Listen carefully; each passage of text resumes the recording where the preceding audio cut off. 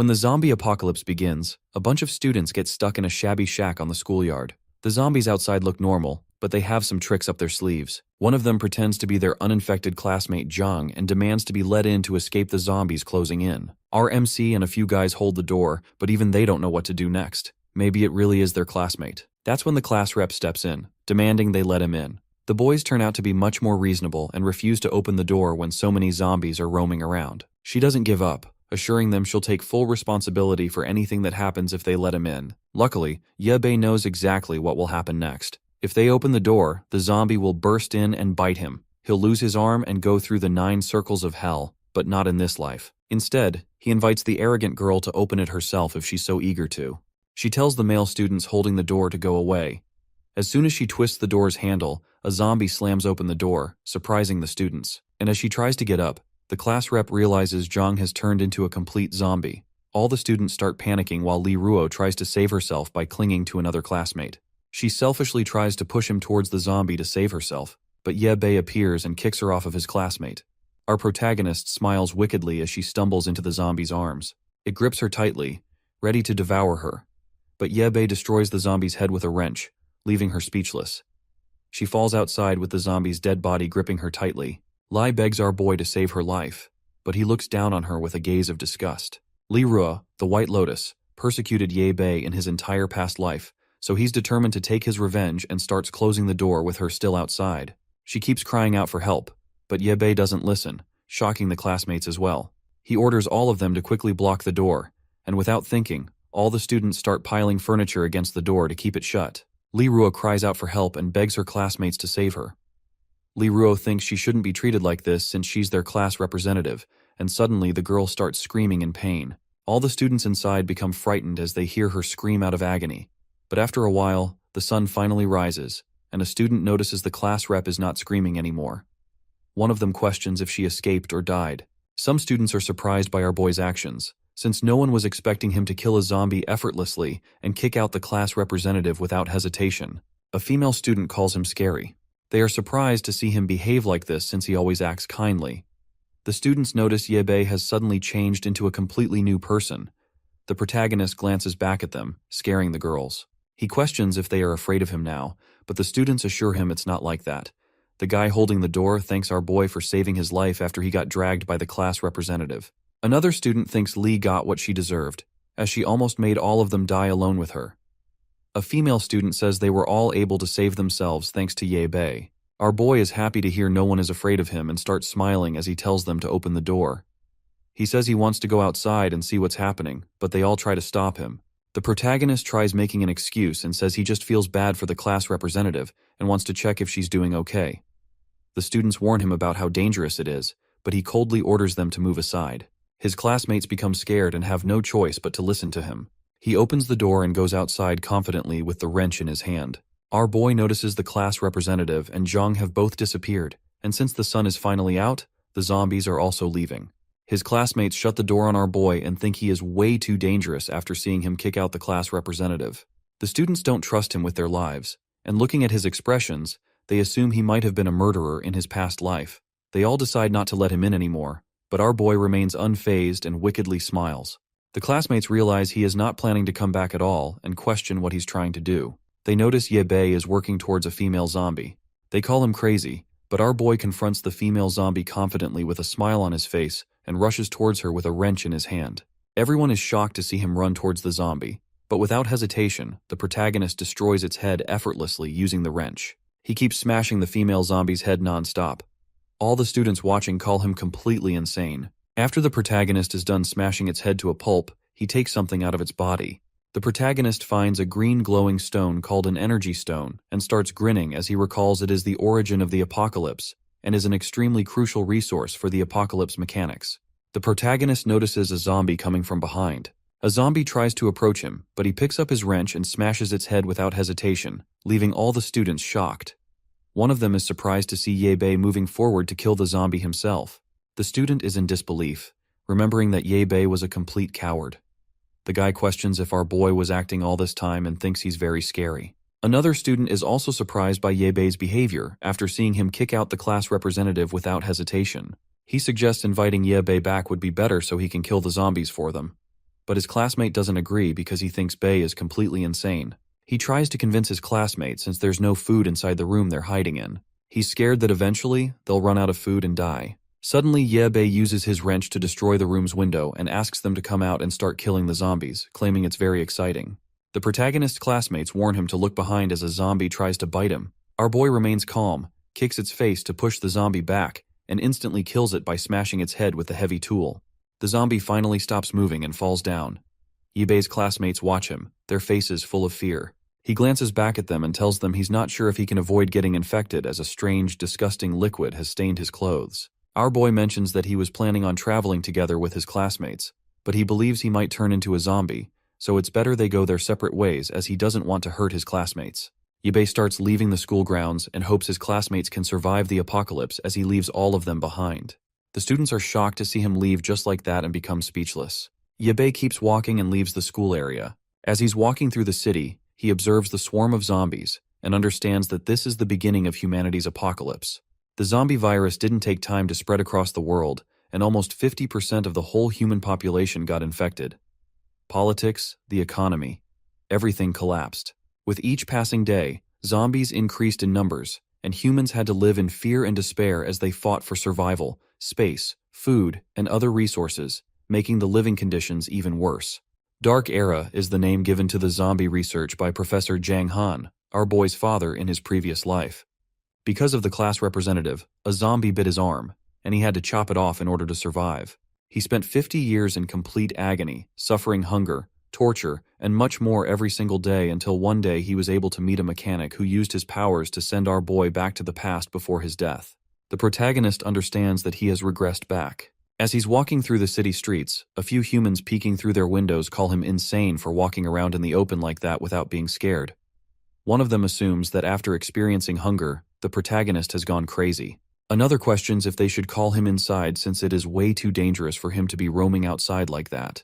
His friend tells him his idea is completely stupid since the outside is full of zombies, and they can't be sure if the boy is infected or not. Bei walks through a kid's playground that's surrounded by a horde of zombies. They notice him and charge toward our boy to attack.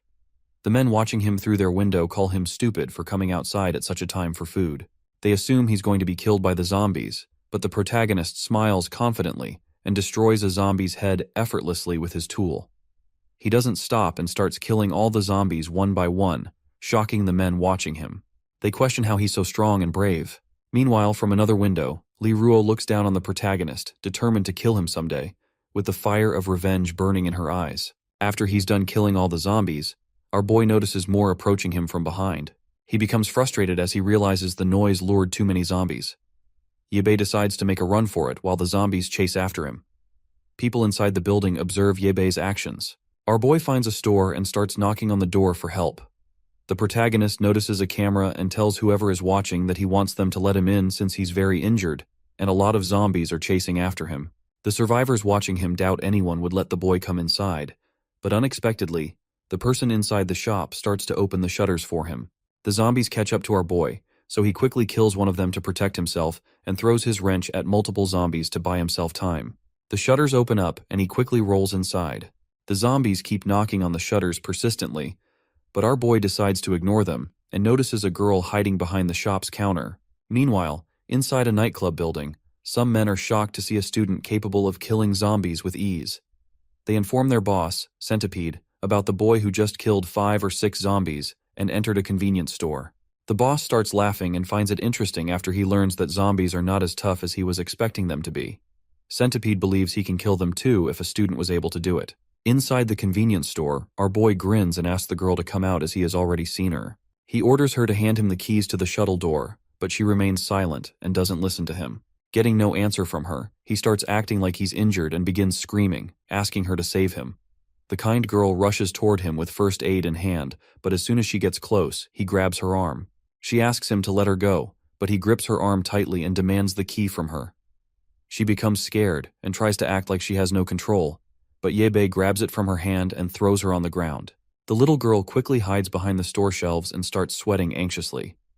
Our boy rudely kicks one of the shelves and yells at her, calling her an idiot for believing he was injured. He thinks she's extremely gullible and won't survive an apocalypse with such behavior. In Bei's previous life, while it was raining outside, The girl from the convenience store used the first aid kit to stop any further blood loss. After she was done bandaging his arm, our boy showed his gratitude as she saved his life. Yu shared her father wanted her to stay inside the store because it's dangerous outside. She decided to go and bring food for the protagonist and told him to just rest since he was heavily injured. Yebe thanked her and was surprised by how kind she was. He understood that if she hadn't opened the door for him, he would have died from blood loss, or the zombies would have eaten him.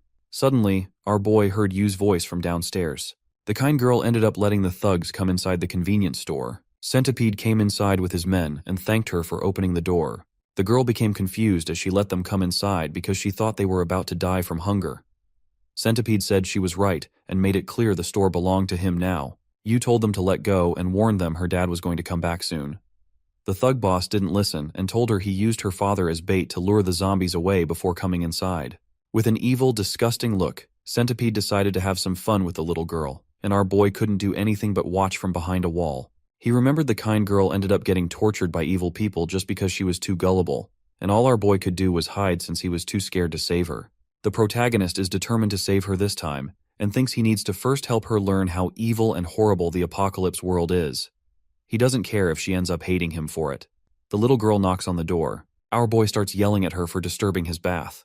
She tries to apologize and tells him she just wanted to give him new clothes as his old ones were too dirty and stained with blood. Yebe rudely tells her to disappear after leaving the clothes outside. Yu listens to him, and our boy starts wondering if such a mentally weak person like her can ever survive the apocalypse world. He enjoys his bath and feels amazing as it has been a long time since he was able to take a shower. As the zombie population increases, the water resources of the world will slowly become corrupt, and in a few days, he believes the place he is in will have its water supply cut off. After he finishes bathing, the boy comes out. He thinks that luckily, the convenience store is perfect since it already has a huge amount of water, food, and other resources stored, so he doesn't need to worry for a few days. Our boy realizes he really needs to get his hands on some weapons and equipment. Yebe looks at himself in the mirror and is surprised to see his younger self again. He touches his soft and tender skin and feels amazing since his back and legs are not in pain. The protagonist believes being youthful feels great. He notices he doesn't have any muscles or abs, and our boy realizes he needs to train his body again. He comes out of the bathroom and finds the shirt she left for him. Yebe starts yelling at the girl for bringing him a suit, as he can't fight zombies wearing such clothes. She becomes speechless. Meanwhile, at the nightclub building, Centipede tells his men to listen closely and shares that they still have some liquor and food, but it's not going to last very long. So, in order to survive, they need to create a base to deal with the apocalypse. He points towards the convenience store and says they need to kill the zombies and rob the store so they can ensure they have enough food and resources to survive. Centipede remembers that the convenience store only has a cute girl and the student from earlier inside. The boss orders his men to steal all the food and resources and bring him the cute girl. His men follow his instructions and decide to charge towards the convenience store. Inside the store, after changing clothes, our boy approaches Yu and says he wants to ask some questions. Yebe questions if she lives alone in the convenience store. The girl shares that her father went outside to find more resources, but he hasn't come back yet. Our boy becomes angry as he doesn't understand why she would let in a guy like him, even though she was alone at home. He questions if she is not scared he would have bad intentions for her. The little girl innocently answers that she saw his body was covered in blood and assumed he was injured. Our boy starts scolding her and asks if she is aware of the things that were chasing after him. He questions if she is oblivious to what's happening outside, but she assures him she already knows about the zombies since she saw them from her CCTV camera. Our boy realizes her personality is extremely weak, and he believes that in the end, she is just going to become a huge burden to him. He decides to kill her to save himself from future troubles, but since being alone is boring for him, the protagonist decides to make her his slave. He makes it clear that from now on, she needs to follow all of his orders, and if she dares to say no or defy him, he will definitely kill her without hesitation. Outside the nightclub, the gang gets attacked by a huge swarm of zombies. One of them ends up getting eaten by multiple zombies and loses his life. The other gang members are unable to help him, and one of them questions what's going on, seeing the zombies become so strong and brutal all of a sudden. One of them assumes these zombies are different from the ones the student was killing earlier.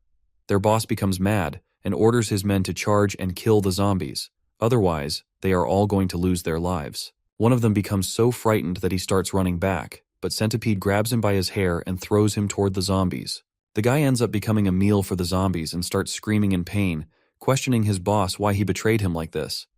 The zombies end up eating him and surround the whole gang. All of them do their best to push back the wave of zombies, and Centipede realizes that more and more keep coming, so they won't be able to win. The zombies outnumber the gang. Centipede quickly orders his men to retreat. They run back toward the nightclub to save their lives. Meanwhile, inside the convenience store, the innocent girl brings cup noodles for our boy and gives him the hot water he asked for as well. Our boy tells her to leave him, as he doesn't need her anymore, and tells her not to disturb him unless she gets called by him. She listens to him and leaves the room. He opens the cup noodles lid and, without waiting, the protagonist starts devouring the noodles like an animal. He feels amazing eating the noodles after such a long time and remembers that, in a few years, cup noodles will become extremely rare and luxurious. Our protagonist notices the noise coming from outside and remembers he has been hearing it for a while now. Suddenly, the window breaks open, surprising the boy, and Centipede tries to climb inside in an attempt to save himself from all the persistent zombies. Yabe remains calm and doesn't get up. Centipede orders our boy to pull him up, or else he'll kill Yabe. Our protagonist becomes angry after hearing this and walks toward the boss with a water bottle in his hand. Yabe pours the hot water on Centipede's hand. The guy starts screaming in pain while our boy smiles wickedly and says he's not going to give Centipede a chance to hurt him. The innocent girl grabs Yabe and tells him to stop hurting the man. She requests the boy to let Centipede come in and stop hurting him. The boss sees the opportunity to save himself, while Yabe coldly orders the girl to get lost and not come inside his room unless he calls her. He questions if she is aware of how horrible people can be, but the innocent girl doesn't listen and tells him her father taught her to not hurt others. The protagonist becomes speechless for a second. He calls her gullible and stupid and questions if she's not scared the man might kill them both if they let him inside. She's unable to answer. Centipede assures them he won't do any harm with a disgusting expression, and tries to explain that he ran out to find food because he was very hungry, but ended up getting trapped by zombies, so he had no choice but to climb. Centipede says he can't leave anymore since the ground is already filled with a horde of zombies. Centipede assures them he will leave as soon as the zombies disappear. The protagonist regrets not killing the ugly man earlier, and understands it's going to be difficult now because of the little girl. Yabe notices a paper cutter on the table. As soon as the ugly boss comes inside, he thanks the gullible girl, and menacingly tells them the convenience store is his territory now, and whoever goes against him will die. Yabe becomes frightened. At the nightclub, Centipede's gang members desperately try to block the door. One of them realizes the place won't be able to block the zombies for long, as they are trying to break the door persistently. The bald guy thinks all of this is their boss's fault. If they hadn't listened to Centipede, they would have been able to stay at the nightclub for at least another month. One of them doesn't remember where Centipede went after they got separated by the zombies. The bald guy recalls seeing the boss climb up to the second floor of the convenience store and hopes his boss dies. The zombies persistently try to break inside. The club members start feeling hopeless. Baldy calls the women to help them block the door instead of whining. Since the boss is not here anymore, he wishes he could have some fun with the girls. Baldy decides to make a run for it and escape through the balcony, dumping the responsibility of blocking the door on others. Inside the convenience store, Centipede starts laughing and, with a disgusting expression, calls the little girl cute. He is surprised she ended up believing he wouldn't kill her and says he wants to spoil you. Centipede asks her to become his slave, or else she will lose her life. Centipede, filled with anger, confronts our boy, questioning how he could dare to use hot water to burn his hand. Out of frustration, the guy decides to feed the protagonist to the zombies, or maybe kill him in an even more painful way. He thinks it's better to torture Yabe first, slowly crush his bones, and chop off all of his limbs. Centipede becomes determined to turn him into a human statue by cutting his skin off. Despite hearing all of this, our boy remains calm while hiding a paper cutter in his hand. The innocent girl shares that the convenience store belongs to her family, and the first floor is filled with food. She thinks there is more than enough for everyone, and innocently tells them their convenience store has spicy strips, chocolate, cup noodles, and biscuits. Centipede and Yabe are shocked by her innocence. She smiles brightly and says everyone will feel happy and carefree once they all eat together. Seeing her kindness, the boss assumes she is trying to mock him and rushes towards her to attack. Our boy moves forward to protect her and cuts off all 5 of Centipede's fingers. The ugly man starts screaming in pain. Our protagonist tries to attack him again, but Centipede ends up kicking Bae and Yu, causing them to fall to the ground. Filled with anger, the man walks toward our protagonist, ready to end his life. Yabe starts to scream in pain and realizes his ribcage is broken after he received the kick. Centipede starts pressing our boy's leg with his foot, and before he finishes Yabe off, Centipede decides to ask a few questions. He doesn't understand how our boy is able to kill the zombies so effortlessly and questions why he can't kill them. even though he is capable of killing humans easily. Our boy doesn't give out any information and mocks the guy while smiling. Centipede becomes frustrated and starts stomping on the boy. He makes it clear that he won't stop until Yahello dies. Yu starts sweating anxiously. Our boy was hoping she could learn from this experience, but understands that at this rate, he's going to lose his life. The protagonist tells Centipede to stop and decides to share all the secrets with the guy to save his life. Centipede grabs him by the collar and tells him to speak up quickly, but our boy spits blood on his face to mock him, angering him even further. Centipede slams the boy against a wall and kicks his stomach. He keeps slamming his foot on the protagonist and questions if it's funny now. The guy becomes completely insane and keeps kicking Yahello as he tries to take the boy's life. Unexpectedly, the convenience store girl grabs the knife and stabs Centipede from behind, leaving him completely shocked. Centipede looks back at her. He strikes Yu and pushes her aside. Centipede menacingly grabs the paper cutter and decides to kill her first. But our boy uses this as an opportunity and hits Centipede's head with a wooden log. The ugly man finally falls down. Our protagonist stands up and feels relieved. The girl questions if Centipede is dead, seeing blood slowly come out of his head. She begins to regret taking a life with her own hands, but Yahello tells her to calm down. He thinks she didn't do anything wrong and had to attack the evil guy to save herself. The innocent girl starts sobbing and doesn't understand why Centipede changed his behavior as soon as he came inside. She wishes she could have saved him and remembers her father telling her that there are more good people in the world compared to evil ones. Yahello assures her the guy isn't dead yet. He tells her to shut up and leave the room. As soon as she finds out he's still alive, she tells our boy to quickly save his life. Hearing this, he becomes frustrated and kicks her out of the room. He tells her to get lost and shuts the door on her, saying he never expected he would find someone as stupid as her. The protagonist locks the door and thinks the little girl is extremely annoying. Seeing Centipede's unconscious body, our boy starts dragging him towards the window and kicks Centipede out of it. The boss falls outside the convenience store. Zombies quickly notice him, and it doesn't take them much time to completely surround Centipede. The guy suddenly gains consciousness, but finds himself surrounded by zombies trying to eat his body. He screams in pain as the zombies enjoy their meal.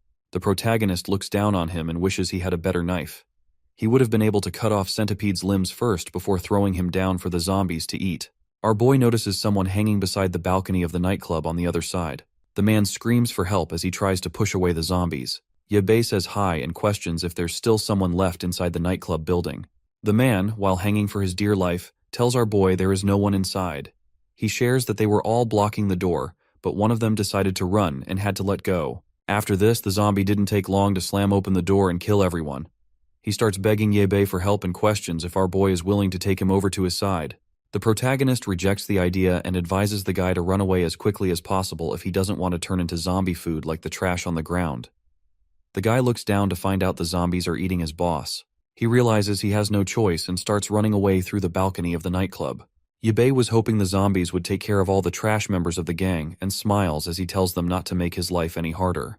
At the convenience store, after taking care of the centipede, the protagonist opens his room's door and finds Yu patiently waiting in a corner. With a harsh tone, Yahello questions why she's still here, even though he told her to shower. The innocent girl tries to peek inside and notices blood near the window. Our boy tells her he sent the guy to the first floor.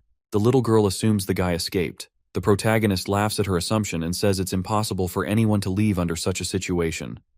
Hearing this, she goes silent for a second. The girl doesn't understand why he needed to kill the boss. She thinks there's a chance the centipede would have turned into a better person and didn't deserve to die. Yahello slams his hand on the wall to scare her and shouts at the girl. He questions if she has ever read the story of a snake and a farmer. The protagonist tries to teach her that the centipede would have tried to kill them if she had saved him. Yahello makes it clear that he's a selfish villain as well, and that they need to keep killing each other in order to survive in the new world of zombies that's filled with danger. The boy gives up on explaining it to an idiot like her and decides to go shower, even though he just took one a moment ago. The protagonist complains about his injuries, and as he's about to leave, she tries to say something. Yu accidentally slips, but our boy is able to notice and save her easily. He becomes concerned and questions if she's okay. Yahello quickly takes her to the room and puts her on the bed. He tries to see if she ended up getting hurt because of the fight they had earlier, but fails to find any injuries. He touches her forehead and finds out she has a severe fever. The protagonist starts finding medicine for her. He remembers noticing she looked weak from the beginning, and tries to remember if she was ill in his previous life. He's unable to recall anything useful, but finally finds the first aid box. Yahello notices a pink diary inside and opens it to find a donation list. The little girl wrote that her treatment wasn't painful and she was able to receive it thanks to many people. Yu had decided she also wanted to be a good person in the future. Reading her diary, our boy finds an illness record and learns that she has leukemia. Yibei finally understands why she's covered in bandages and realizes this is why she's so kind and focused on saving other people's lives. He admits that the gentleness, warmth, and kindness like hers no longer exist in the new apocalyptic world. All of a sudden, the protagonist remembers the energy stones in his pocket. He questions if they will be effective against her illness. After the sun rises, slowly all the hordes of zombies start leaving the area. Our protagonist finally wakes up and notices Yu peeking into his room. Yibei is surprised to see she woke up already and questions if she's doing better than before. The little girl doesn't say anything. Our boy tells her to prepare breakfast for him and says he wishes to eat cup noodles with a sausage. The innocent girl listens to him, and before she leaves, Yibei informs her that they're going to go find her father soon, so she needs to quickly pack up her things and get ready. Hearing this, the little girl becomes a bit surprised. Yu asks if they're really going to go find her father. He answers positively and remembers she told him her father went out to stock up on food and drinks. Yibei has a feeling the convenience store isn't safe anymore and decides to hand over the little girl to her father so she stays safe once he leaves. She says her father told her to wait at the convenience store for him and not go anywhere. Yibei asks how many days have passed since he left. She says it has been 3 days. Our boy questions how long her father usually takes to restock. The girl tells him her father only takes around half a day. Yibei asks her to use her head for once at least, and questions why her father is still not back. She anxiously tells the protagonist her father is going to be completely okay, and even called her 3 days ago, telling her he'll come back quickly. Yibei doesn't listen to her as 3 days have already passed. He asks if she received any more calls or texts during these 3 days. She doesn't answer anything.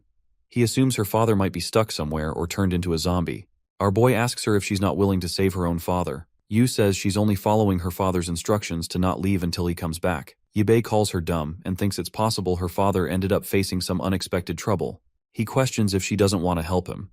The protagonist starts scolding her and angrily asks if she's okay with saving a gangster, but doesn't want to help her own father. She becomes speechless. But the boy makes it clear to her he's not asking for any opinions. He tells her he could easily take the girl's life, but wants to repay his debt by taking her safely to her father since she saved his life. He orders her to stop acting like an idiot and pack her things quickly. She anxiously leaves the room to pack up her stuff. Our boy becomes annoyed by her idiotic behavior. Meanwhile, outside on the roads, a huge crowd of zombies has gathered. Out of nowhere, a car speeds toward the zombies without slowing down. The driver pushes through the horde of zombies, crushing them all beneath his car's wheels, and continues toward his destination. At the same time, inside the convenience store, our protagonist packs up all the necessary supplies. He notices Yu hiding behind a shelf and questions if she's done packing up. The innocent girl comes out wearing a cute dress with a bunny backpack on her shoulders. Our boy becomes confused to see her dressed like this and tells the girl they aren't going out for enjoyment. She doesn't say anything. Yibei decides to not care and asks if she brought the cup noodles he asked for. She gives him the noodles, and they both sit together. Yibei eats his cup noodles and plans to leave the store once the sun is out. He remembers seeing a few cars on the road and hopes he can find a car that's still in okay condition. Our boy is planning on calling out Yu once he finds a car and questions if he can trust her. Yibei hopes she doesn't do anything foolish. Seeing her eat chili strips, our boy asks her to share some with him. She agrees, and as they're both eating peacefully, a car suddenly rams into the convenience store, crashing through the door. Everything begins to shake as a few shelves fall over. The protagonist quickly moves forward to protect Yu and questions if they're experiencing an earthquake. Yibei finds out it's a car and becomes anxious. The fat driver comes out and starts giggling as he finds a convenience store. The fat, ugly guy thinks it's the perfect place. The fat guy comes out of his car and stomps on a zombie's head. He thinks all the zombies look great when they're dead, even though they're already dead people. The fat guy laughs and announces that the convenience store is now his as he takes out a huge bag to fill up. He finds his favorite snacks and starts filling up the huge bag without caring about his surroundings. The fat guy is happy he decided to come to a more deserted town for resources, since the supermarkets in the city are probably already robbed clean. The protagonist is able to sneak up on him and puts his knife on the fat guy's double chin. Yibei tells the man to put down everything he has without fighting back. He even mentions that the last guy who tried to rob the store was thrown outside as a meal for the zombies. The fat guy starts sweating anxiously but throws the chip boxes at the protagonist. Yibei gets surprised, and without wasting any second, the fat dude grabs his bag filled with snacks and tries to leave the area. Before he's able to start his car, the protagonist catches up to him and tries to kill the man with his knife. The fat dude becomes scared and surrenders. He begs the boy to spare him. The little girl stops our boy from killing the fat guy and anxiously tells him that if Yabe kills the fat guy, he won't be able to pay for the damages he caused. The protagonist thinks about it for a second and decides to agree with her. Our boy thinks the situation is ideal since they lacked a driver before and decides to use the fat guy's car as payment for the damages he just caused. The man is surprised but doesn't resist. Yabe asks Yu to quickly grab all the luggage and get inside the car first. She follows his instructions. The fat guy apologizes to Bei and admits that he's in the wrong for destroying their store. The guy tries to justify his actions and says he was too hungry and had no idea they were still inside. Yu tries to carry the bag and suddenly sees a huge number of zombies approaching them. They all notice the zombies. The fat dude is surprised to see more coming, even though he just killed a few. Our boy tells Yu to quickly get inside. She jumps in, and the man advises them to fasten their seatbelts. He starts the car and crushes a few zombies coming from behind. Yu and the protagonist brace themselves, and the fat dude doesn't waste a second. He pushes his car through the zombies and quickly leaves the street while laughing menacingly. The fat guy starts driving carelessly, but our boy becomes anxious and tells the fat dude to drive normally, otherwise he will lose his life. The driver says he's finishing off the zombies first, so it's easier for him to drive. He asks about their destination. The protagonist asks Yu about the address of the place her father stocks up from. She tells Bei her father was at the Fudong supermarket when he called her, and he stocks resources from that place. The fat dude warns him, saying it's a bad idea to go there since it's a place filled with people usually, so they will have to confront a large number of zombies. The protagonist points his knife towards the guy and tells him to do what he's told. The fat dude decides to listen, and as they make their way towards the Fudong supermarket, the man asks if he can turn on the radio for some songs since it gets very boring. Our boy becomes mad and thinks it's too noisy. The man teasingly mentions that he's a good singer and asks the protagonist if he can sing. Our boy tells him to shut up. Meanwhile, Yu laughs at their funny interaction. Zombies keep appearing on the road, but the fat guy doesn't care and slams through all of them while licking his lollipop. He keeps smashing the zombies coming in his way while laughing. Our boy tells him to stop being so noisy as he is trying to sleep, or else he will kill the fat guy. The man becomes anxious but says he is bored since Bei doesn't let him listen to any music. He asks the boy to at least let him enjoy killing some zombies and assures him not to worry about the car, as crashing through zombies is a piece of cake since it is a tough vehicle. Our boy doesn't care about his excuses and points his knife at the fat guy once again, telling him to do as he says. Suddenly, the car stops moving. Bei becomes concerned and questions why he stopped driving. The chubby dude tells him their vehicle is out of fuel. This surprises the boy, and he becomes mad at the fat dude. But the guy tries to defend himself and says he didn't find any petrol stations nearby. Yu becomes anxious as well. Our boy tells him to act as a meat shield and get out of the car to lure all the zombies away. The chubby dude tries eating his favorite snacks before he dies, which frustrates the boy even more. Yu looks outside the window and becomes frightened to see a zombie persistently trying to come inside. It doesn't take much time for their vehicle to be surrounded by a huge number of zombies.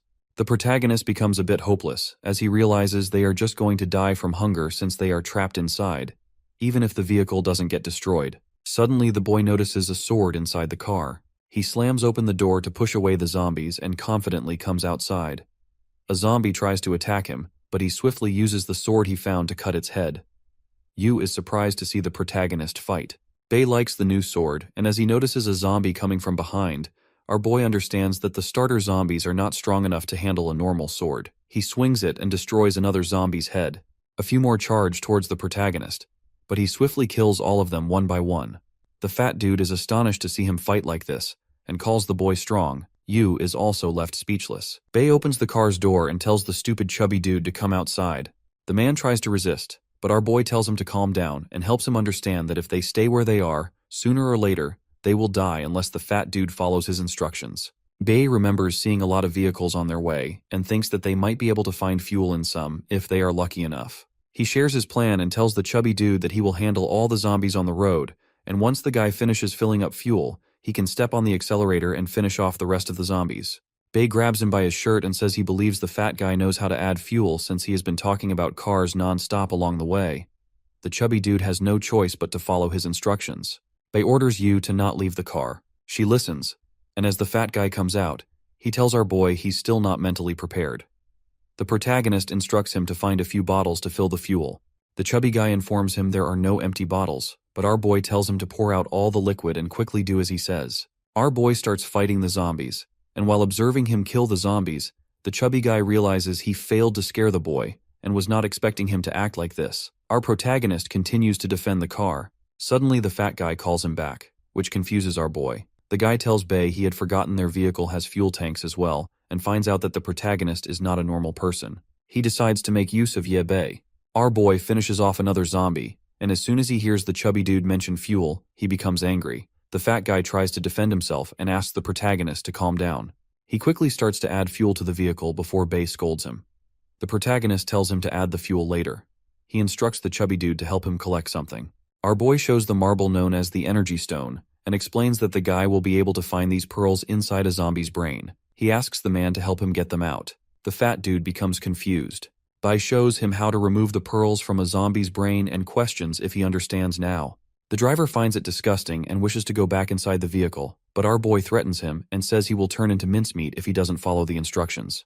The driver decides to listen but questions how he should do the digging since he doesn't have a sword. Bae orders him to use his mouth and shares his plan that he will handle the killing. The fat guy needs to dig the stones, and if he slacks off, our boy makes it clear that he will take his life. Bae starts killing the zombies. Seeing the dead zombie corpses, the driver becomes disgusted. Just seeing them from near makes him puke, but the chubby dude decides to accept his fate and tries finding a shovel from his car since he needs to dig into their brains. He tells the protagonist that despite being a fat guy, he is scared of pain and wants our boy to protect him while he does the digging. Bae tells him to shut up and start digging. The driver wonders if he should trust the zombies won't move while he digs their brains. He notices that each attack cuts their head open and learns that the boy is very strong. He starts digging and thinks the zombie's brain is very fragile. The chubby dude finally sees the stone. He digs out the green shiny pearl and is surprised to find out human brains contain such weird stones. He asks Bae if the stones are precious, but our boy doesn't answer him and tells him to shut up. The driver assumes the stones might be the reason behind humans turning into zombies and decides to keep a stone for himself. The protagonist uses his sword to kill another zombie and decides to finally stop.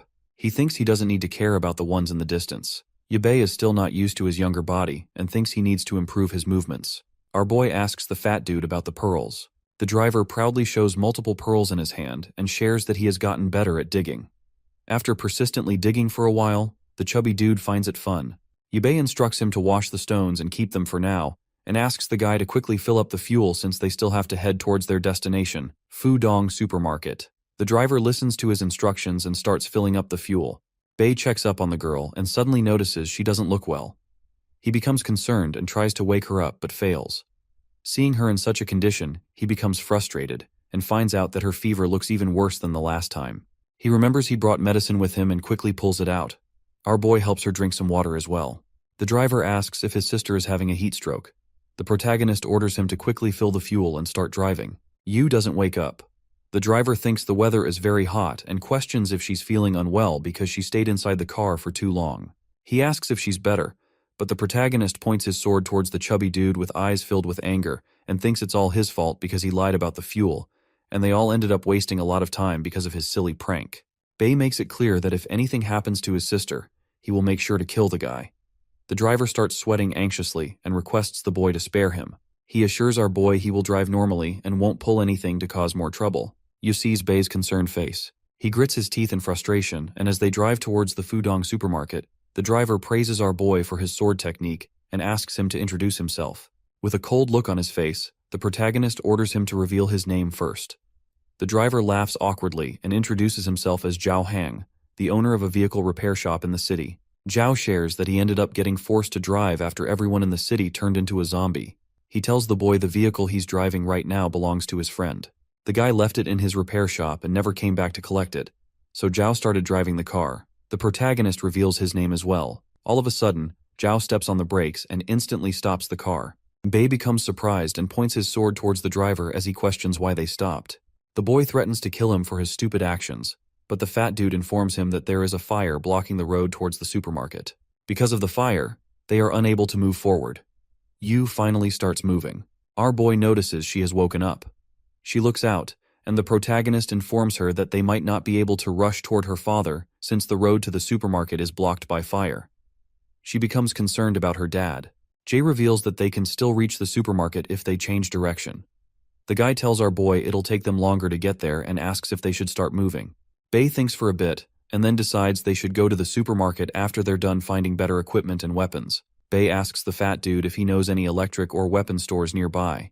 Zhao thinks for a second and finally remembers something. He starts driving and shares that he has a hometown friend who has been a blacksmith for many years now and has a lot of experience. Our boy listens to his story. The fat guy says he still remembers where his friend's blacksmith shop is, but is unsure if his friend was able to survive after the zombie virus broke out. Zhao thinks going there will be worth it since, even if his friend is dead, they can still find good quality things at the blacksmith shop. He reveals that the sword our boy is holding was also crafted by his friend personally. Bei understands that he might be able to get a good weapon crafted by the guy since he has collected lots of good alloys. He hopes Zhao doesn't cause any trouble. Zhao keeps yapping about his hometown friend and mentions that it has been a long time since they last met. He remembers they used to skip classes together when they were young and would sometimes steal watermelons. Yu tells him to stop talking. The chubby guy notices Bei has fallen asleep and becomes disappointed since he wanted to share his exciting story. After driving for a while, they finally reach their destination. Zhao gets out and finds that his friend's blacksmith shop hasn't changed at all, even after so many years. Our boy finally wakes up and comes out of the car to see the blacksmith shop. He thinks the place looks like a garbage dump, but Zhao awkwardly laughs and mentions that his friend has a weird habit of collecting. Bei points his sword toward Zhao and says he's hoping the blacksmith shop is reliable. Otherwise, he's finishing off the fat guy without hesitation. Before they are able to go inside the shop, they notice a group of zombies and realize they'll have to do some cleaning. Bei thinks Zhao's hometown friend might be one of the zombies, but says it's the same thing for him. He gets ready to chop their heads off and instructs the fat guy to keep digging their brains and pass the pearls to our boy once he's done. Zhao decides to follow his instructions. Yu asks the boy to wait and shares her desire to help them. Our boy tells her there is no need, so she can just stay inside the car instead of being a burden. He says he won't save her again if a zombie bites her or if she faints because of her illness. Yu assures him she's completely fine and says she will be extra careful.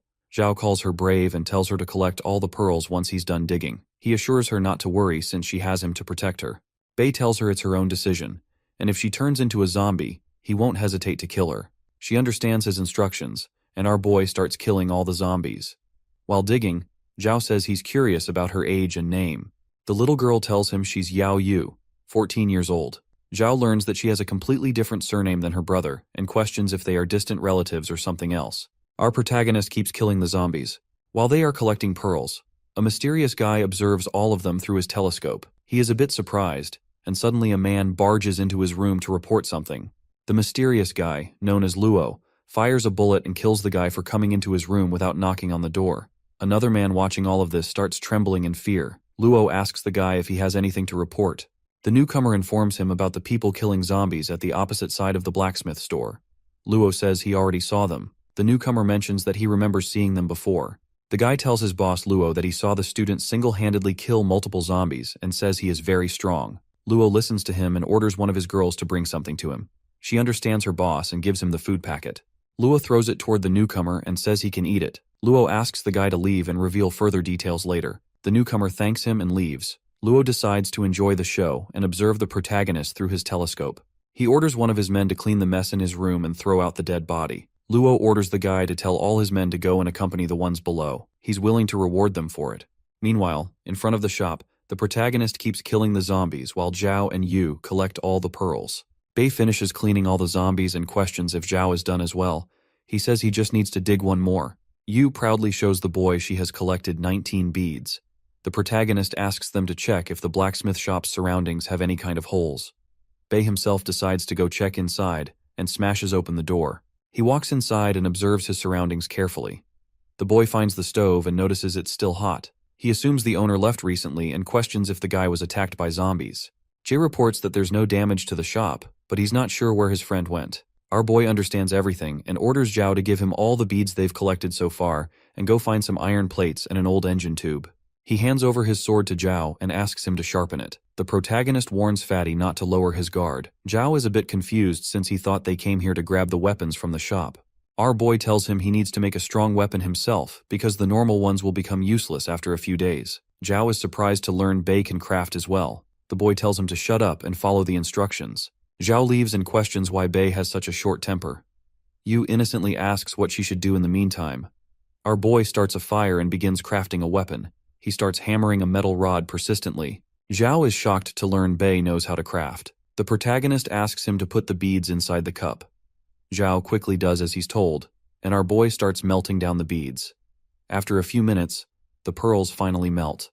Zhao observes the process and thinks it looks magical. Bei cuts his own hand and mixes some of his blood inside the melted energy stones. He starts to stir the cup and pours the energy stone liquid on the metal rod he shaped earlier. Zhao labels the process as adding sauce. Our boy keeps hammering the rod persistently. Meanwhile, outside the blacksmith shop, Luo's men observe what's happening from a distance. The newcomer tells the other thugs the protagonist can kill zombies effortlessly, like cutting vegetables. He doesn't understand why Luo sent all of them to die. A musclehead thug thinks he might get a box of supplies as a reward if he's able to catch Bei alive. Another thug shares his desire to spend some time with a beautiful woman and asks if there's anything better than that. One of the thugs wonders why their boss took a liking to Ye Bei and thinks it'll be easier for them to attack now since the zombies in the area have already been cleared by the boy. The thugs decide to wait until nightfall to attack the protagonist and his friends. Meanwhile, inside the blacksmith shop, as the boy continues to craft a strong weapon, Zhao carefully observes him and questions if the protagonist is a Lanxiang graduate. Bei prepares a few parts and pulls out the sword from the water once it's completely cooled down. Zhao notices the sword has an electric pattern and finds it cool. Our boy smiles after preparing all the necessary materials for his new weapon. He becomes excited to show the power of a real mechanic. In the meantime, Yu carefully prepares food for everyone. She's glad she found a stove. With all the food she has prepared, her big brother can enjoy eating once he finishes his work. One of Luo's men sneaks up on the innocent girl and grabs her face from behind. The disgusting guy surprises her and decides to take her with him. Yu tries to scream but fails. Our boy notices something's wrong. After putting together all the materials, our boy finishes building the new sword and places it on the table. Zhao admires the sword and says he's only seen such a weapon in movies. The final step is to activate the sword, so the protagonist electrocutes it using the power generator inside the shop. The sword starts glowing, and the power generator gets destroyed. Zhao is astonished to see the new weapon. Our boy names the cast sword Second Order once he's finished with it. Zhao calls the sword amazing and asks the protagonist to make one for him as well. Suddenly, they both hear a noise. Jay recognizes it's his sister, Yu, and without wasting a second, they both rush outside to check what's wrong. Bei finds a few thugs holding his little sister, and he becomes enraged. One of the thugs threatens him and says he'll kill the girl if our boy doesn't obediently come with them to confront Luo. Bei ignores their words and swings his new weapon, aiming his attack toward the thugs. Zhao is confused, but the new sword creates a green slash that hits one of the thugs, instantly killing him. The other men become scared and try running away, but the boy, determined to save his little sister, doesn't give them a chance to leave. He swings his sword once again, but the attack fails to land on the thugs. The men start running back to their base while carrying the innocent girl. The protagonist kills the muscle-headed thug effortlessly, scaring the newcomer even more. He warns his partner to put the girl down, or they'll die, and thinks it's all his fault since the thug didn't go with the plan after seeing the little girl. The guy carrying Yu keeps running and tells the newcomer that if he puts down the girl, Bei won't hesitate to kill him, and if they fail their mission, Luo is going to take their life either way. They see another light slash coming their way and start screaming in fear as the boy tries to catch up to them. The protagonist is determined to kill the thugs, but suddenly Zhao tells him the zombies are attacking them from behind. A large number of zombies approach Zhao and Bei. The chubby guy notices they're running faster than usual, like someone injected them with stimulant medicine. Bei stops chasing the thugs and becomes frustrated to find himself in such a situation. Zhao questions what they should do next. The protagonist grits his teeth and starts swinging the sword to kill the zombies first. Seeing the boy fight, Zhao is shocked to see how capable his new weapon is. Our boy effortlessly kills multiple zombies at once. Zhao realizes the kidnappers are about to escape with Yu. He quickly tells Bei they're headed towards the building nearby. Our boy screams at him for just standing there and tells the chubby dude to quickly drive his vehicle to go after the kidnappers. Zhao understands his orders and, without wasting a second, quickly gets inside his car. The chubby guy becomes determined to save little sister Yu and starts chasing the kidnappers. The thugs notice a car chasing them and realize Zhao is about to catch up to them. To save their lives, they quickly get inside a bus. Zhao finally reaches the building while chasing the kidnappers and questions if it's their base. Zhao ends up stopping since Luo's men find a bus to block the entrance. The fatty becomes confused. Yu's kidnappers run inside while two more thugs block the way with their bus and laugh menacingly. They find out there's only one fat guy and are confident they can easily kill him. The thugs come out of the bus and set their eyes on Zhao's car. They thank him for bringing it to them and tell the fat guy to leave the area unless he wants to die. They try to scare him with their knife, but Zhao anxiously tells the thugs he's not scared. He warns them not to underestimate him. The thugs mock him for being fat and decide to attack him. Zhao gets scared but stands his ground instead of running away. Out of nowhere, The green light attacks the thugs and destroys all of them along with the bus in a single strike. Zhao is left astonished after seeing the weapon in action.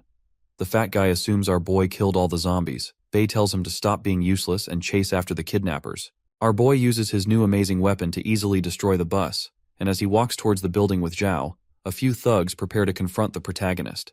Bei keeps moving forward, and suddenly a thug wickedly laughs before throwing a knife at the protagonist.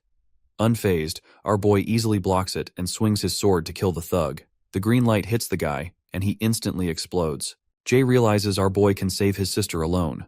The other men become anxious and throw Molotov cocktails at the protagonist to stop him from moving forward. Our boy remains unfazed and easily kills them with the green slash in mere seconds. Suddenly, a bullet almost grazes the protagonist, surprising him. Luo finally comes out and praises the boy for his performance. Luo, after seeing everything, is shocked to find out someone as capable as our boy exists in such a disaster. Luo invites Bei for a drink. Seeing the protagonist's cold eyes, the boss assures him he acts sincerely, especially toward people with great talent like Bei. Luo shows his willingness to satisfy the protagonist and asks for his wishes. Our boy doesn't change his mind, but Luo points his gun at Sister Yu and warns the protagonist not to move forward. He shows Yu and assures Bei they're taking good care of her. Luo says she's sleeping soundly and asks the protagonist not to disappoint his good intentions, since he's showing our boy so much kindness. Luo is aware he stands no chance against the protagonist, but asks if Bei wants to see if his sword is faster than a gun. Bei remains silent. Zhao asks our boy about their next action since they're in a hopeless situation. The protagonist decides to accept Luo's offer and demands to gain authority over Luo's men, since he needs all the help he can get for his project. Luo is hesitant at first, but decides to accept the requirements to save his life. He laughs and invites the protagonist inside, promising him a grand welcome. Zhao gets scared and asks the boy if he's insane for standing against all of them when they're all armed with guns. Bei gives Zhao permission to leave. The fat guy starts hesitating and tells our boy he's not planning on getting involved in such a mess. Zhao chickens out and starts leaving while warning our boy not to regret his decision later. The protagonist calls him annoying and decides to focus. Luo's men greet him and guide the protagonist inside. As he enters the building, our boy confronts Luo's huge army of men. The boss welcomes him and asks the protagonist if he's satisfied, sharing that he has collected all the young men within 15 kilometers. Luo Xiang introduces himself and reveals that he's the leader of this army. He asks the protagonist for his name and questions how he can be useful to our boy. Bei reveals his name and says he still remembers Luo from his previous life. Our protagonist asks the leader of thugs if he knows how the zombie apocalypse began. Luo asks if the protagonist is assuming he knows about the zombie outbreak and already knows about him. Our boy says he's aware the boss has great senses and had already predicted the zombie apocalypse, so he started piling up stock beforehand. Bei also reveals Luo's current plan to form a nether dragon gang, which surprises the boss. The gang leader becomes more curious about Bei and questions how he knows so much, even though the nether dragon idea was a secret. The protagonist shows the energy stone and tells Luo he already knows what the guy is interested in.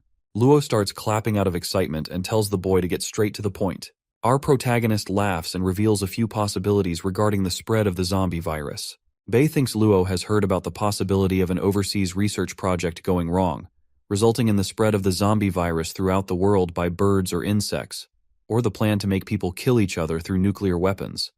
But the fire never stopped increasing. Alternatively, the third possibility is an alien invasion or an asteroid hitting Earth, causing the virus to spread through the atmosphere and turning most of the human population into zombies. Bei assumes the boss heard about one of these possibilities and decided to quickly take action and bring back his gang to the countryside.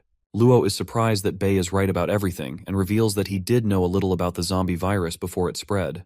The boss takes out the energy stones to show the boy and says he still hasn't learned how to use the pearls found inside zombies' brains. Luo understands that the protagonist's sword has something to do with energy stones.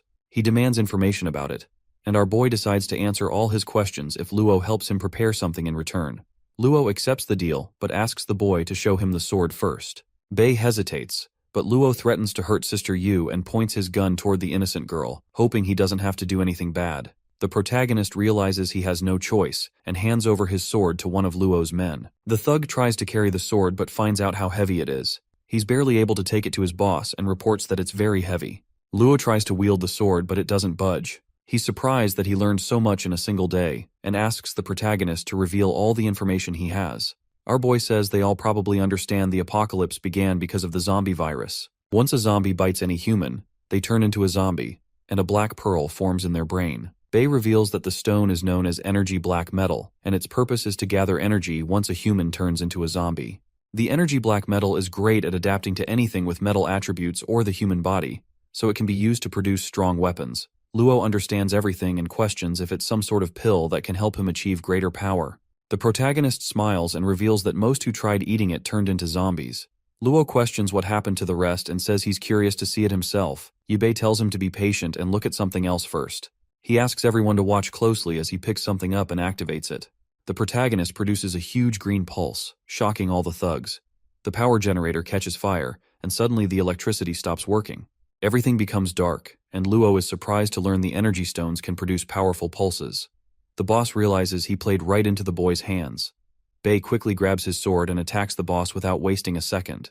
Luo anxiously shoots multiple bullets to protect himself, but the protagonist is easily able to dodge all of them and lands the final blow, stopping the mafia boss for good. Luo regrets being careless after getting cut in half and finally dies. Our boy successfully stops the evil boss and remembers that in his previous life, Luo ordered his bull gang to develop all kinds of strong weapons after learning the use of black metal. The evil boss dominated everything and never cared about the military either. With the power of energy stones, he committed violence, slaughter, and all kinds of horrible acts, leaving nothing out.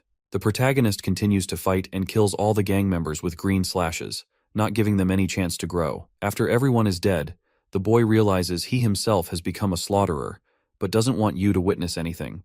He touches her innocent face and thinks that despite his wish to help her learn how cruel and ruthless the apocalyptic world is, he doesn't want her to be involved in anything bad. Suddenly, someone opens the door. Bei quickly grabs his sword to kill whoever it is, but the fat guy anxiously says it's just him. Zhao finds out the boy is done facing the whole gang.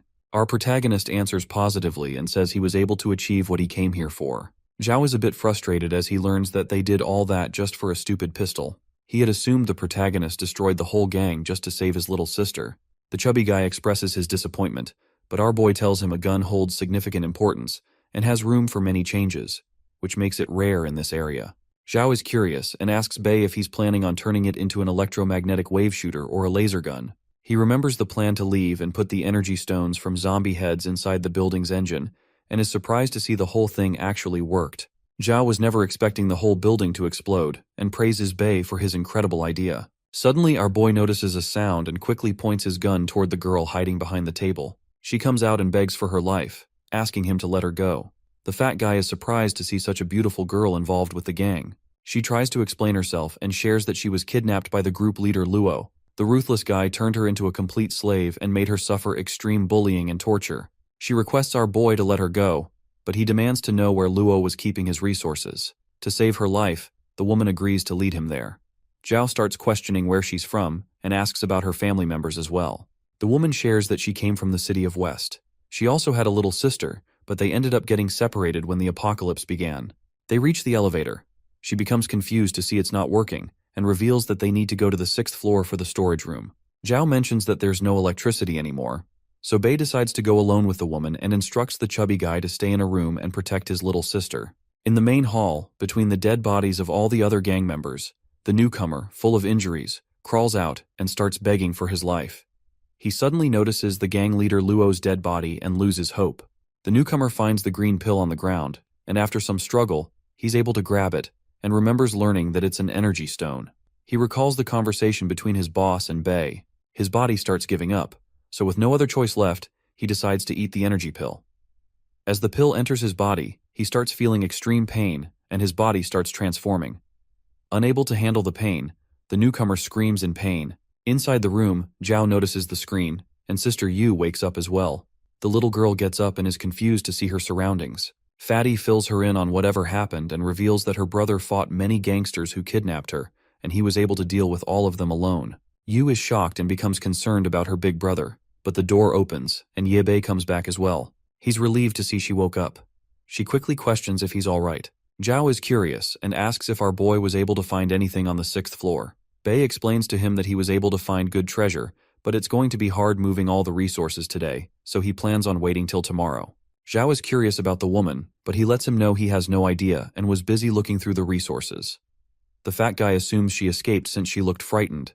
It starts raining outside. Our boy tells them to ignore the woman and announces that he needs rest, so he's going to sleep before them. The protagonist instructs Zhao to block all the entrances on the first floor to avoid dealing with any zombies. Fatty is annoyed to hear all the demands, but the girl assures him it'll be quick with her help.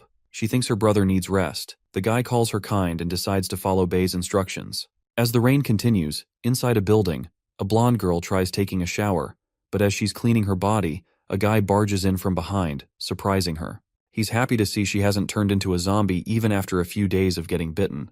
The guy makes it clear that there's nothing free in this world, and since he has nothing besides her body to offer up, he tries opening the shower door. The blonde girl screams, hoping someone comes to save her. He advises her to act obedient, otherwise, he won't be able to survive the apocalypse. She keeps screaming for help, but the guy doesn't stop and lets her know no one will hear her screams since it's raining outside. He teasingly questions if she's calling out for zombies to save her. Suddenly, the wall breaks apart, shocking both of them. The man becomes annoyed and questions what's happening, but as soon as he comes out of the shower, his body freezes out of fear. He starts screaming for his life. She comes out to see what's happening and finds out a huge zombie monster has killed the guy. The zombie monster smashes him on the wall. Li Ruo barely dodges the body and becomes frightened to see the tall, mutated figure. She starts calling it a zombie monster. The newcomer hears her words and starts sobbing. He falls down on his knees and tries to clarify that he's not a monster. He's confused to see himself and doesn't understand why he became like this. He doesn't believe what's happening and tries to reject his situation. Seeing his animalistic behavior, Ruo asks his identity. The mutant reveals that someone injured him and he believed he was going to die. But before his body bled out, the newcomer ate the energy black metal which triggered something in his body, and he transformed into an ugly monster. She doesn't understand what he's trying to say, but the guy that life is that the energy stone is something that can be dug out of a zombie's brain. He explains that he learned about it from Yebei and thought he'll survive somehow if he ate the pill. Hearing our boy's name, Ruo becomes riled up and quickly asks the mutated beast about his whereabouts. She demands information about him and questions where he is right now. The guy lets her know. She arrived at South City just the other day and had some mysterious energy sword in his possession, which he used to slaughter everyone inside the building with little to no effort. He assures her Bei is probably still nearby. Ruo's eyes are burning with anger, and she quickly demands the monster to take her to him as she wants to tear Bei apart. The zombie warns her about him and mentions that he's extremely strong so she can't win against him. He asks if she's holding a grudge with Bei. Ruo blames her situation on our boy, tells the zombie they are both enemies. Seeing what he did to the pervert who was forcing himself on her, she believes the mutant is very strong. He's still unsure, and tells her his body felt like it was filled with energy for a moment, but he is unable to control his new powers. The guy is surprised to see she is not scared of him. Ruo starts laughing at him and acknowledges that he is very strong. She grabs his face and hopes he can kill her enemy. In return, she assures him she will let him do whatever he wants. The mutant becomes happy, questions if she's telling that truth. He falls in love with her and decides to help her take revenge against Bei by ending his life. Ruo is happy to see he's in her control now, but suddenly the mutant starts screaming, which makes her feel concerned. She doesn't understand what's happening to him as she watches the monster continue to scream in pain. The next day, after the rain stops falling, our boy finally gets ready to move out. Zhao goes through the boxes and is disappointed to see there's nothing good. He is only able to find canned food like instant noodles and some other snacks. He throws away all the liquor and cigarettes. Bei announces that they will be leaving once everyone is done packing up. Fatty is surprised to learn only the gang leader had a gun in his possession, even though he was expecting all the members will be armed with guns. He's grateful to find so many supplies and is hoping they're going to last at least a few months before they need to look for food again. As they exit the building, Zhao becomes shocked and starts whining as he finds out his vehicle has been destroyed by someone. He questions if a stone or meteor fell on it. He cries seeing his precious vehicle destroyed and fails to even open the doors. Our boy upstairs the car and questions if this was caused by the battle last night or something happened during the storm. He instructs Fatty to move aside and uses his blade to destroy its roof with a single slash. The car turns into a convertible. Zhao tries to ride it and realizes the engine is still functional. He asks about their next plan and assumes they are going to head towards the supermarket in hopes of finding Yu's father. Bei answers positively, and they start moving towards the supermarket. Zhao feels great driving a convertible, but he is aware they won't be able to survive against zombies if they get surrounded. They spot some zombies chasing students. Zhao becomes concerned while our boy notices their uniforms. The students beg and scream to be saved from the zombies. Bei smiles as he finds out they're his classmates. He comments they're still energetic. All the students try running towards safety and beg for their lives. The The zombies persistently follow them, and suddenly one of the female students trips and falls down. She gives up and tells her classmates she won't be able to run anymore. The zombies get closer, but our boy intervenes and easily kills all of them in a single swing. The green light wave cuts all the zombie heads at once, leaving the students speechless. They are shocked to see it's Bei. He greets them with a wicked smile, and they all start thanking him for their lives. They believed they were going to die soon and are relieved to run into Bei. One of the classmates notices the amazing sword and asks where he found it. He reveals that he's headed towards Nan City, and since they have finally escaped the school grounds, he questions what his classmates are planning to do. They explain that after escaping from school, they learned there's a human camp at Lake Island, so they are all planning to go there. Their journey has been tough, and a few classmates ended up turning into zombies along the way. They ask if Bei owns the vehicle he's riding and request him to help them travel as well. One of the female classmates begs for some food and mentions that they couldn't eat anything at all since yesterday. She hopes Bei can maybe share some extra food and assures him just a little bit is fine. Sister Yu is worried about her brother's classmates seeing them in such a condition. Zhao starts smiling as he assumes the students are just looking at his vehicle. He admits it's less cool than before. Our boy shuts everyone up and questions why they're so noisy. He demands them to follow his instructions and reveals that since there's not much food left, he won't be able to give anyone rides, but he is willing to share some of his food with them. But in return, they need to help him with something first. The classmates are happy to hear this and agree on doing anything he wants them to do. Bei calls out Fatty and tells him to explain the same rules to all the students. Zhao is glad to see it's his turn to lead. Our boy explains that he's going to kill all the zombies himself, and all they need to do is just clean up once they're dead. The students remain confused, but Fatty comes in and decides to demonstrate how it's done. All the students watch him closely as he digs into a zombie's head and pulls out a small marble. He shows the little energy stone to everyone.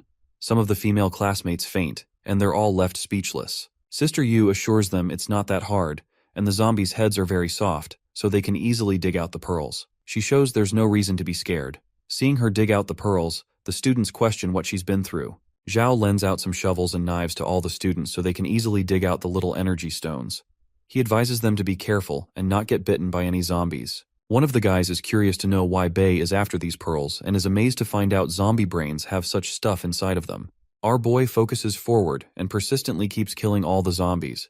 Meanwhile, the students help him dig out as many energy stones as possible. After 2 whole hours of continuous digging, Zhao shows his boss they were able to collect a huge bag of pearls. He praises everyone's hard work, and according to the deal, Bei tells Fatty to give his classmates some food. Zhao doesn't understand why his boss is giving them their food without asking for his opinion. He starts feeling pain in his chest as he realizes he has no other choice left but to share his food with the students. Out of nowhere, the mutated beast lands on the car, shocking everyone. The ugly monster starts screaming. Bei recognizes it's a mutated ability user and questions what it's doing here. He doesn't understand the situation and quickly warns everyone to move away. The mutated beast quickly attacks him, but the protagonist is able to dodge it. He swings his sword as well, but the monster saves itself and steps back. Rua starts clapping and laughs. She's happy to finally find her enemy. Bei and his classmates are shocked to see she's still alive. The class rep reveals that she stayed alive just to take her revenge on the protagonist. She orders the mutant to move forward and quickly finish Bei. He becomes frustrated and questions why the monster is happily listening to her instructions. As they both face each other, suddenly a huge fireball almost hits both of them. Another mutated beast appears on a building nearby. Its body is covered in flames. Somewhere on a yacht, a man peacefully drinks his cigar and starts laughing at the zombie's inability to fly or swim. He assumes he's completely safe just because he's in the middle of a lake. A butler of his praises the guy. The man decides to aim for all the resources on the nearby boats so they don't have to worry about food for a little while longer. Out of nowhere, the boats explode, surprising the man and his butler. A mutant with a body covered in flames comes flying out and charges towards the old guy's boat. He becomes frightened and is unable to do anything against it. After a while, the same burning mutant reaches the buildings near the protagonist and attacks them with a fireball. Our boy doesn't understand why he's seeing another ability user.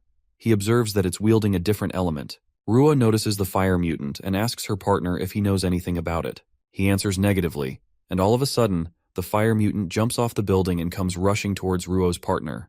It ends up attacking him, which is shocking for both Bei and the blondie. The zombie monster doesn't understand why he's being attacked by another mutant out of nowhere.